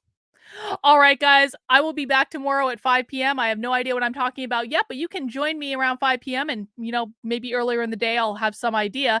And maybe I've gotten out of my funk now of being depressed about the epic fucking shit show that is this goddamn Roe thing. And maybe life can start to return to normal. I still think we're pretty fucked, but we have to live in this world anyway, and if we're going to be screwed either way, we may as well have fun and levity while we're doing it. All right, guys, I'm going to go get a burrito. Take care. Have a great rest of your day, and we'll see you soon.